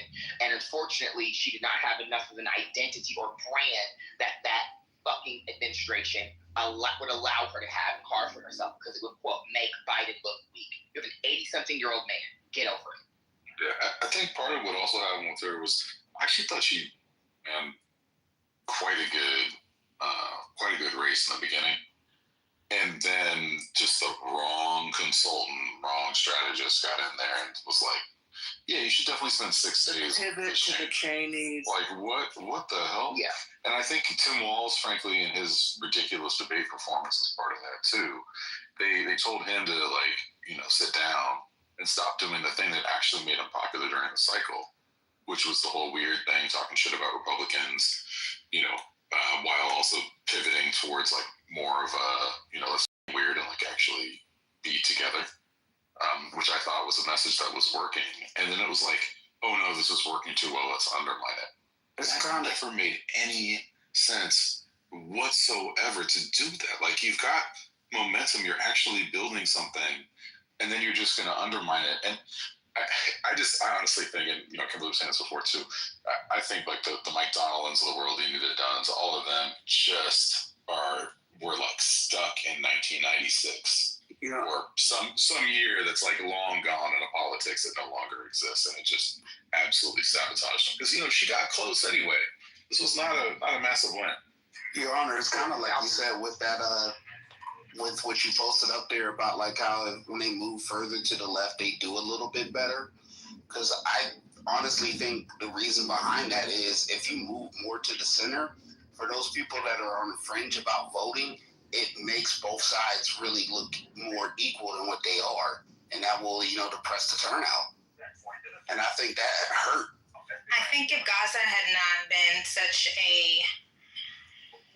an issue, then she would not have done the Unite America tour with Liz Cheney. I just think that, and I don't think that there's reason to believe that, they just gave up on the idea that the young people that they'd be able to bring the young people in because of the Gaza thing. You know what's wild? The young people and the suburban people, because they have to do the Michigan people too. Do y'all? It was wild. Y'all think that? Let me say one more thing about the Michigan thing. So how do you? You want to go now? Just okay, then I'll go. No, I was talking about the guy. Okay, you go ahead. I'll go after you then. Okay, I just want to ask Kimberly real quick. So how do you explain all of the emphasis she put on the women's control of their body thing? If that wasn't like for young people, like what was that about? Because I thought that was overly done. For women, okay, so reproductive rights, abortion was such a winning issue in 2022. Yeah. The Democrats way overperformed in the 2022 midterms because of Dobbs. And so it polls well, and Harris was good at talking about it. That's the other thing that she, says, Biden was squeamish, right? Old school Catholic. And so whenever she was able to get out and talk about the importance of this issue, she could come alive. And so she thought that would be the thing. And abortion is still a winning, and then vote for Trump. Yeah, I just think it seemed asynchronous or something, out of sync with what people. Not the people were performance of it, but just the mere amplifying of it, because it. We're just trying to do what we can to get across the finish line toward the end. And it kind of all messed up at the end. Hold on, before we lose the thing about Michigan, I just want to briefly say this.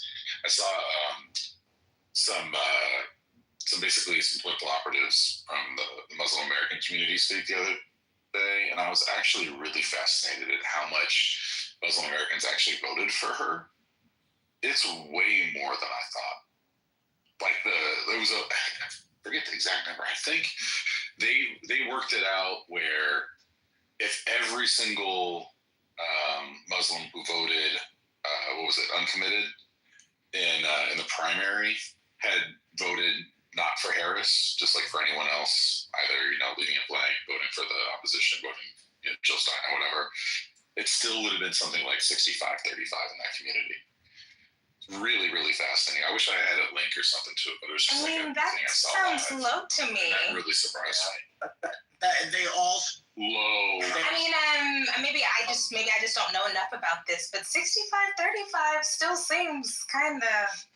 Yeah, I mean, I think if you look historically, it probably is a little bit low, but I think relative to the popular opinion of what happened with particularly Muslims in Michigan, like people made it sound like Trump had won them or something like that, or that there was some like mass move regarding Gaza that led to her losing Michigan.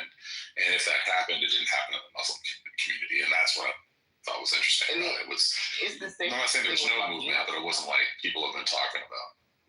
What was the move? What was the move from Biden 2020 to Harris 2024?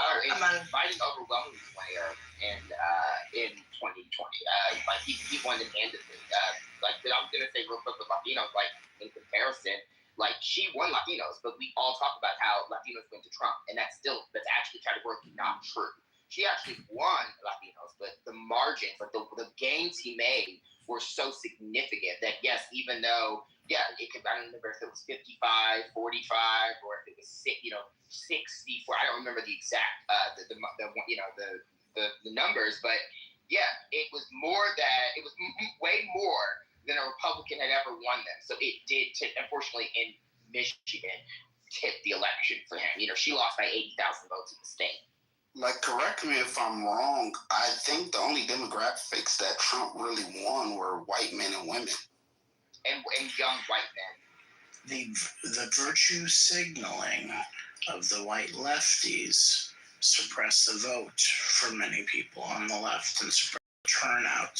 So although the Muslim community may have come around and voted for Kamala, there were certainly white lefties who didn't get the memo that they should have decided to vote for Kamala in spite of Biden's stance on Israel and alliance with the Zionists.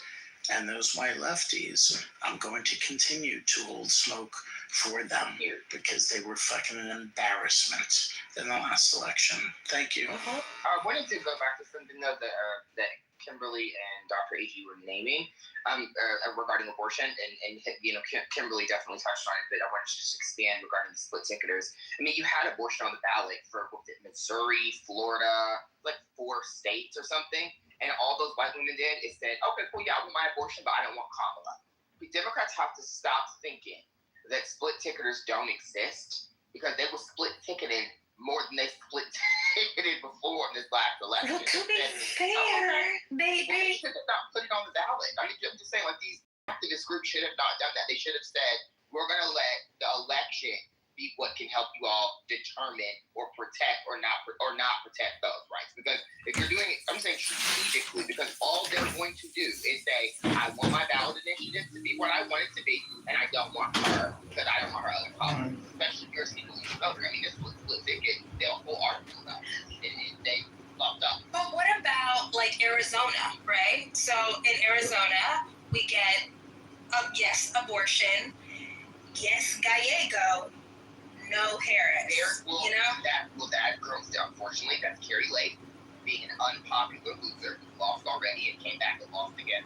I can attribute that to moving the AGO going all around the state. He talks about going to like small podunk towns in Arizona that no one ever goes to. I mean, I watched his like interview he gave after he won, and they're like, "How did you win?" Like they wanted to talk to him and Paul and Jack Rosen and asked like, "How did y'all win the state?" And I should say a lot of folks came out because of those candidates, yes, but also because of Harris being on the ticket. She did help with turnout, so I'm gonna say she did not. However, I think we got to win over some of those folks because actually when it didn't work in the state, she barely went to Arizona.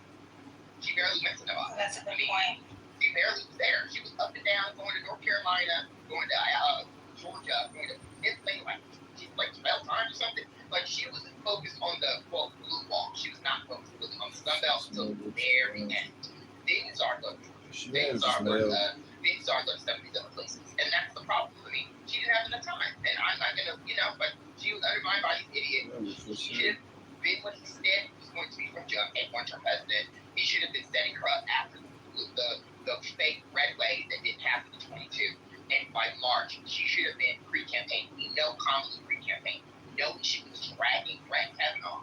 She was already in campaign mode in 2019. 28 to 2019. We already know what Kamala was doing. Everyone goes, oh, she's running for president.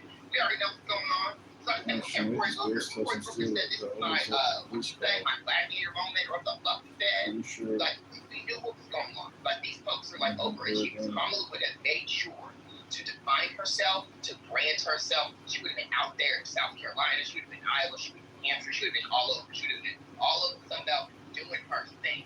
If she knew he wasn't running, if that wasn't announced yet, but if she knew it was an internal decision they made together and they were going to prop her up and knew she was going to take the mantle period as stuff, lucky she was one. Can I ask about, Matt, your assessment of Nevada? Because Nevada, I believe, was another one with abortion and Jackie one. And yeah, what's Jackie Rosen. So firstly, when it comes to her war, she had a bad when his placement. And with Jackie Rosen has always, unfortunately, been not as good in comparison to Catherine Cortez Masto, but still beat out victory. So she had a better shot to offer her war to win. She's an incumbent. If she was not an incumbent, I think she was the guy that she won by less than he did. I don't know that we could have a senator in Nevada, right? Well, if she didn't run for re-election, and it would have been way harder because they don't know that person.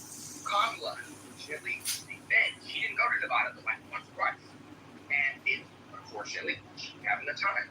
It's another issue of split ticketers. Okay, well, I don't have to vote for Kamala, but I can vote for what I want. But I do like that, bro. Because I want someone to check Trump. They interviewed me in Nevada. They asked the woman, I'm not voting for Kamala, but I voted for Jackie Rosen. I voted for Trump. And they go, well, why? What was three? Just because I want Rosen to keep Trump in check, right? And I'm like, what the fuck? Yeah. I would add on to the Nevada thing. I mean, the Bidenomics messaging play was one of the worst political moves I've ever seen in my lifetime. It's absolutely horrendous. And Nevada is unusually impacted, probably the most impacted swing state economically by COVID. And, just obviously tourism, all those people who worked on the Strip who aren't getting paid the same way, just lots of economic despair and stress. And I think that was part of the story there as well. That really dragged down that whole ticket. And I do think that if she'd had a chance to run a full race, it kind of that stench would have stuck with Biden more over such a short period of time. I feel like that was already pretty established what she could do. I completely agree. This is actually the same reason why I go down lane. I think Joe Pardo is going to be losing his re-election next year. Everyone else disagrees with me. I think Aaron Ford's going to beat his ass. Not because Las Vegas, like 5 friends there have told me it's completely dead. The Strip is the whole. Vegas is fucked. Worse than when Biden was in office. Like they are fucked. So I do not think that Mr. Lombardo lost this when they expand Medicaid there. Further, I think that I think they're getting rid of Lombardo. My friend called him Lombardo. My friend is a non-partisan, but he hates politics. He goes, I know who I don't like. I don't know why I don't like him. He's like going a rant. And then I have other friends who just explain to me. We're very also, either normie Dems or just like very much, I don't pay attention. I'm a Gen Z. I'm a TikTok type person, and they all have reasons to hate Lombardo. They're all like, he's impacted my job, he's impacted this, he's impacted that. So, the state pretty much hates that man. So, no matter what push polls you guys are going to read about him, that man's going to lose next year. I think there's a preponderance of evidence that there's a cliche in America. They buy cliches. They buy into just the idea of gimmicks and cliches, not just in the Olympics and stuff, but in voting. Now, say for instance, that's like a cliche or gimmick. If Trump shows up flipping burgers at McDonald's. Now, by Kamala Harris already had some commitment from the Teamsters, and you have to carry the Teamsters to carry certain voters. She could have just showed up, parked in the truck, driving a McDonald's truck. That got nerve. Some balance. She wasn't running a counterbalance. If he showed up in Michigan, maybe she needs to show up in Ohio. She didn't run a very counterbalance to go along with the cliche. There's a group of cliche voters that I singled out 1 year doing somebody's campaign. So I learned about the gimmicks and cliches that they buy. And then there's a statement in there somewhere that, if he can flip the burgers, then I'm going to bring the food. Overwhelmingly Republican now, they not like Democrats, even though Democrats have given them every single fucking right that says the union to even exist. So she was never. Yeah, that's why she could have got one Teamsters up because literally before she even really started like her campaign, they were already. If you show up in the truck, you could win the Teamsters. No, you can't. When your leader endorses, right, a Republican and Trump, before you even get in the race, you can't win Teamsters. Well, if you're not doing, you're no effective, you're no more effective than your ability to just, I'm not going to be long. Yeah. I tend to be strong, but I will not be long. Yeah, I'm just going to say this, that if you opportunity to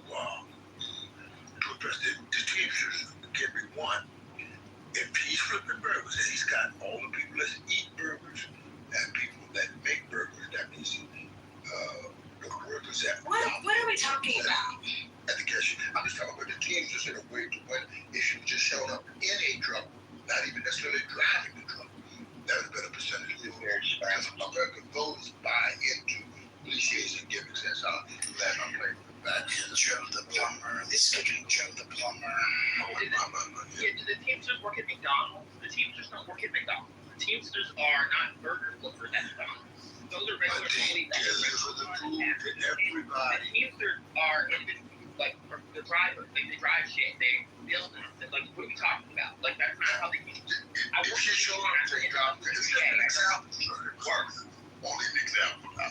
Yeah, but anybody showing up driving the truck would have got the Teamsters. I'm telling So you. she should have had a big rating, bro. My brother's truck is 2.5 million miles. I have 1.5 million miles. And I assure you, you can win the truckers by showing up in the truck. Because you got to bring everybody. I'm glad they have low IQs and fall into gimmicks like that. But she unfortunately was not winning Teamsters because they had already decided their candidate, their president, Sean O'Brien, a known MAGA who had been back since 22 but went very public last year during the election. He crowned Trump their guy, and Teamsters overwhelmingly support Trump. They're overwhelmingly men, and unfortunately, they're overwhelmingly white men. And unfortunately, guess who Trump always wins, and Republicans always win. They always win less. So, unfortunately, since they left the Democrats, since they really stopped leaning towards Democrats as a union and started leaning more into just their own personal radicalization, they don't care if you're a Democrat at all anymore. I mean, they don't even support Sherrod Brown, dude. Like, they just endorsed technically the incumbent, John Huston. They just endorsed it. They won't endorse Sherrod Brown. Fuckers, bitch. That's a union man, dude. Like, he doesn't even prove anything, y'all fucking Trump drivers. Sherrod Brown has been a union guy. Big union nigga. Like, what's going on? The fuck? And they don't support him. So we gotta start paying more attention before we start off some suggestions. You'll be keeping it real. Obviously, I mean, Troy was not a winner's hand, and you got to play a winner's hand. And I can even show you how to be a winner to win with a losing hand. That'll be on my next time at the mic. But nevertheless, you have to play a winner's hand. You're going to have Blue Vegas and the Teamsters, etc. Then you have to go after them. And you have to make a way out of no way and bend the wheel and go after them.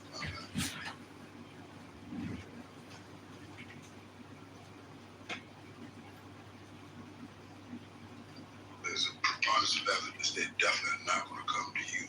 Is everybody okay? We're good. Excellent indeed, never better. Yeah, I'm fine. Thank you so much. I'm also doing quite well. I do think that kind of the old rules this next time, and I hope I'm wrong, but I just think that there's going to be a level of intimidation from the federal government that's going to be on a scale that we haven't seen. I don't even know ever when it comes to the federal government. Like the last time the federal government was involved in federal elections, like maybe you'd have to go to like Reconstruction or something to like come up with a time period where the federal government will be deployed. Like I think it will be in midterms. I hope I'm wrong. I really hope that we get like a free and fair election. Right now, I'm just not getting it. Well, also we have to remember that the vice president signs off on the election results. This is not of the same nature as God, anyways. He's not.